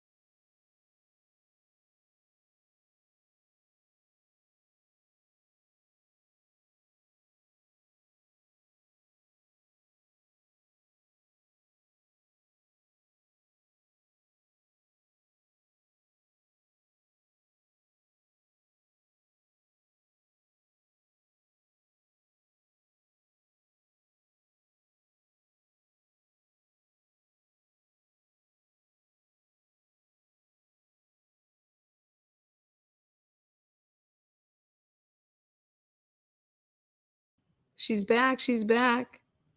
I don't know what just happened. All right, let me zoom in. I want you guys to see if you notice this. Sorry, I have no idea what happened. Probably the weather. Okay. Do you see how Brian Drake shuts off his Life 360?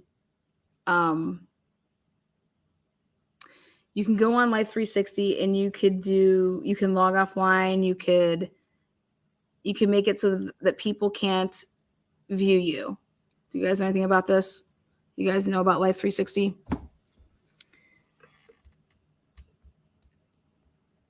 I didn't mean to leave anybody. Thanks, Brian. This is really, really important. This is money right here in the bank. Showed you what you drank. So did you know that you could take your Life 360 app? So here he arrives 7:40, okay? 7:37, 7:34, he arrives at 7:40. And then I looked and I was like, wait a second, 3:13, 19:31 in 7 seconds. Like, what the fuck? And then he begins this is, I mean, he's dead. He dies on 3:12, I believe right around 7 o'clock. But then his phone the phone starts moving again.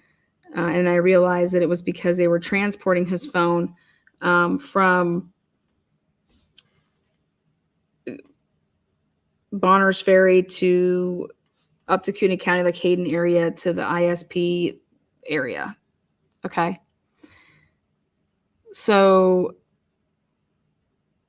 I said, holy fucking shit. This dude shut off and turned off locations the day of the murder, the day he was murdered.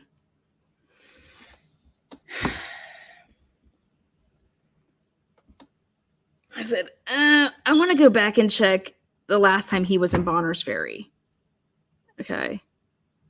Like, what happened? He works there Mondays and Thursdays. So he gets there Mondays, spends the night Monday, then leaves. Okay. And then on Thursdays, he drives out there Thursday, spends the night, and then leaves. Ready? So he would have been the previous Monday. And the previous Monday is the 9th. Okay.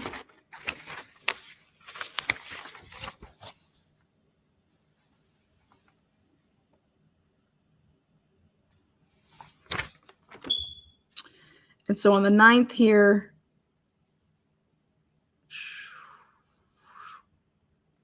(6:32 a.m.),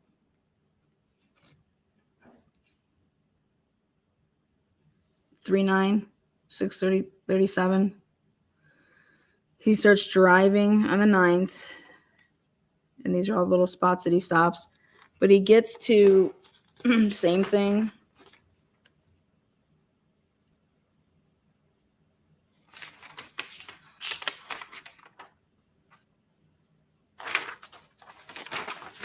He gets to this Bonners Ferry's office. 3:09, 3:09, 3:09, 3:09, 3:09, 3:09, 3:09. Oh wait, there's 3:10. But let's take a look at this 3:09. Oh wait, he gets to his office on that Monday at 7:56 and 50 seconds, right? But look at this. Oh my God. Wait, he's in the same spot from 7:56 a.m. to 3:10 the next day at 7:51. And then I noticed, I was like, dude, what the fuck? I was like, why is this happening? Look at this whole column. See how it's all 50, 50, 50, 50, 50, 50, 50? It's always 50s.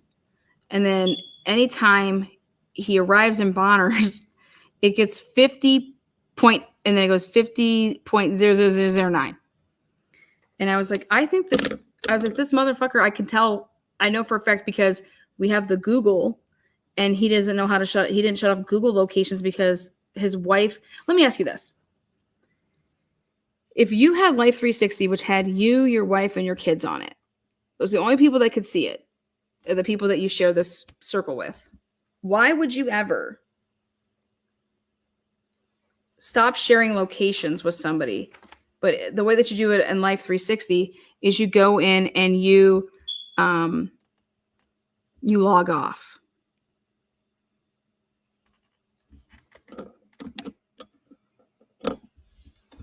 Why turn it off? Why would you turn it off? The only people that could see your locations is who? Your wife. And if you put your kids on it, your kids. If your kids aren't on it, then it's just you and your wife, right? Basically, whoever it is that you're sharing that's part of the circle. All right. So the only person that Brian Drake was hiding his locations from when he was in Bonner's Ferry was his wife. He did it on the 9th. Well, Lana, how do you know that? Well, because we have his Google, he has the Google Gmail, and all of his locations are the same as this. And his phone's traveling all over, walking all over. So he then physically went and shut off locations. Why? Why would you do that? Are you hiding from Dr. Moore? No, he can't see your locations. Are you hiding from other doctors in Bonner's? No. Hiding from other doctors in other counties? No. Who the people that you shared locations with on your Life 360? Well, just my wife. So you were hiding your locations from who? My wife.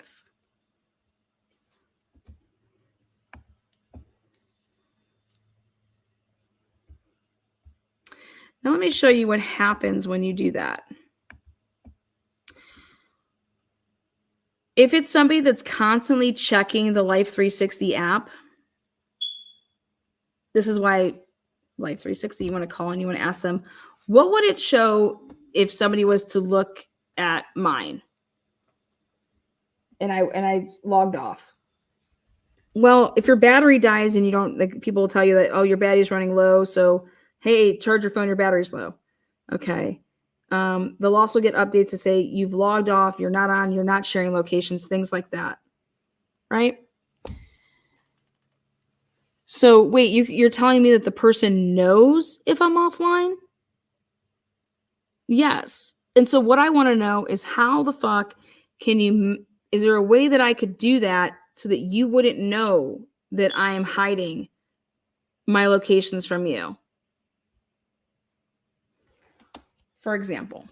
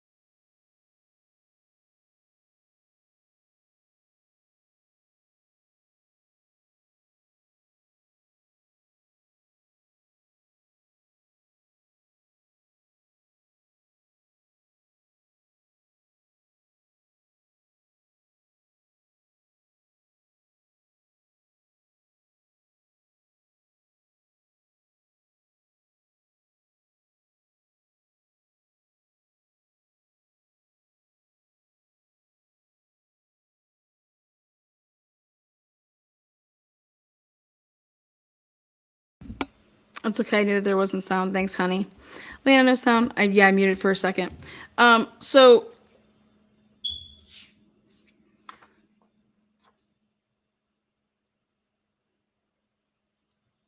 don't you think that this would be really kind of important for if you were a detective, if you were like working with other people and I came in and I was like, yo, Detective Orange, how was your weekend? Let me tell you what I was looking at. I noticed that Drake was shutting off his locations when he was in Bonner's Ferry on his through his Life 360 app. What's that all about? But he only did it when he was in Bonner's Ferry, and if he's shutting off his Life 360 app and that was it, he's hiding his locations from his wife. Lana, you're in airplane mode. Maybe. Your phone is in airplane mode? That's what I thought too, but that doesn't make sense. Because how is Google still able to get your stuff? For example,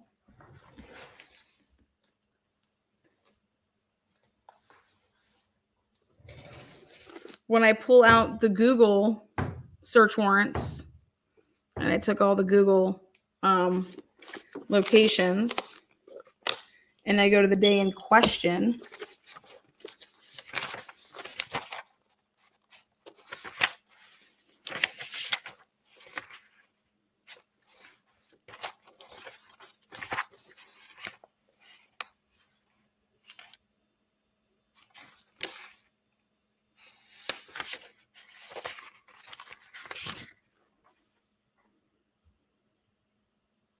like his phone's moving like every like 717, 719, 721, 726. He's supposed to be a dead man. 727. Let's see. It shows you because him and his wife are on the same thing. So this is his right here. 727. Then this is his right here. 728. Let's go up a little bit more. Right here. He's supposed to be down on the ground, not moving. Set right here. What time is that at?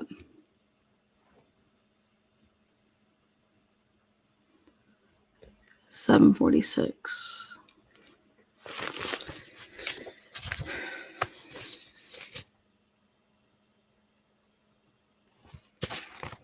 So if you're in airplane mode, does Google still track you? I know for a fact he shut off his locations in some capacity because Google still was able to track him.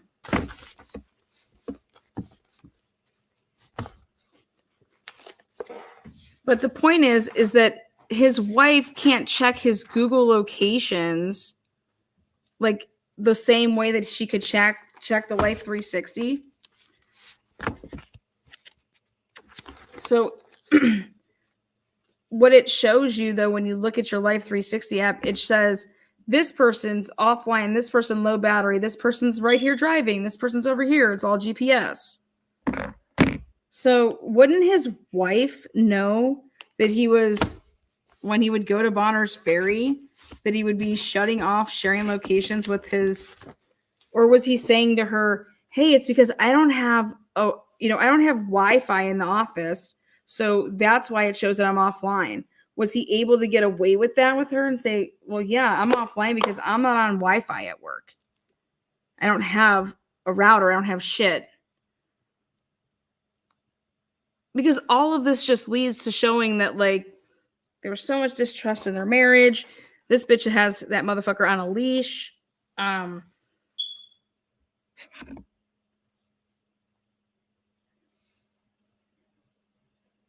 But they never asked her anything about it. I just think that I would.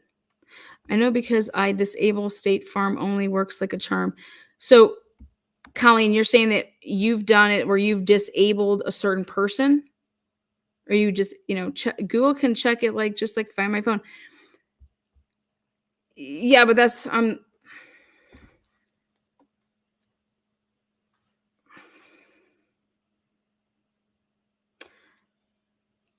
I believe that you can limit it so that certain apps are sharing and not sharing.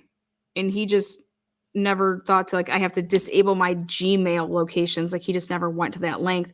That's why when the search warrant, they went to Google and they were able to get this. That's why I have this.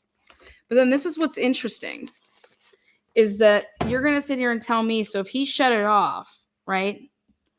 That means on the day that he died, and so he arrived at 7:40 a.m., he shuts it off, but somebody then would have to turn it back on or do something, right?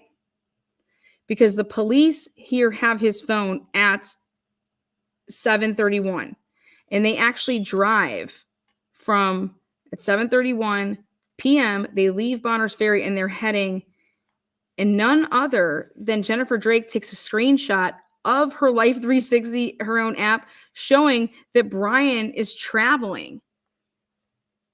Let me, because I have it. I have the screenshot that she took.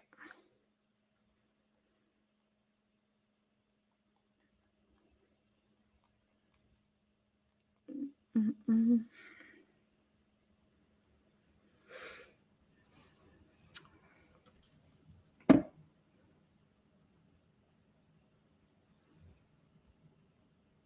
So he would be, so the point, what I'm trying to say is that when the cops had his phone, because it was laying there on the ground, they said by his person, by his head, when they went to go pick it up or whatever to, transport it, the first thing that I thought you were supposed to do is to put it in airplane mode.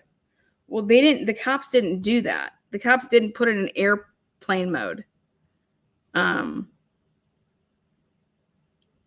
Because when it was traveling from leaving Bonners, you could see that it's tracking it here and goes all the way. And then they realize, oh shit, when they actually get to where they're going, they then put it, at this point, it goes off,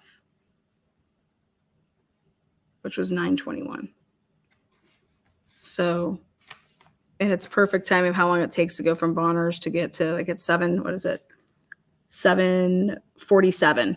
So 7:47, they drove from Bonners Ferry to over there in Coeur d'Alene, Cooney County over there, CDA, Hayden. And then that's how I figured that out. But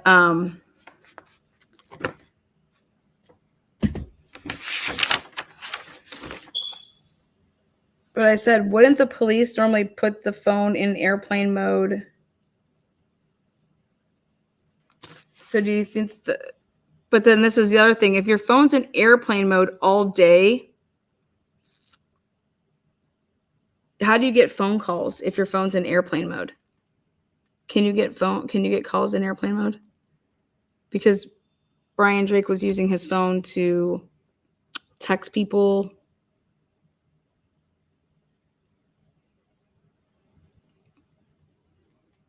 call people. You can't do that, right?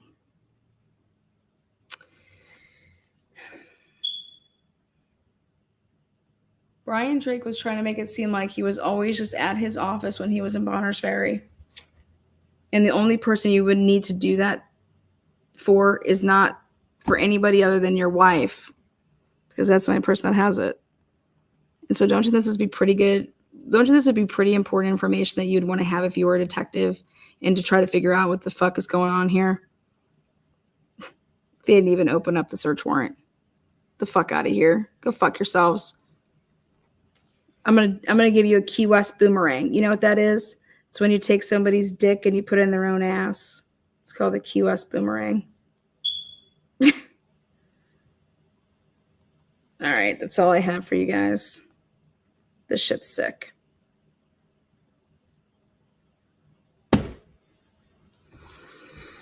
If tracking him, she didn't trust him.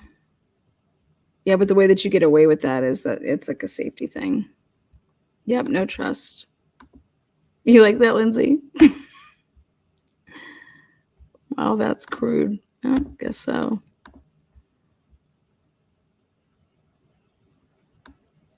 This is sick. I just showed you guys how Idaho State Police just processed a murder scene. The same people that processed the Idaho4 scene. Buckle up, y'all. You have no idea what we're in for.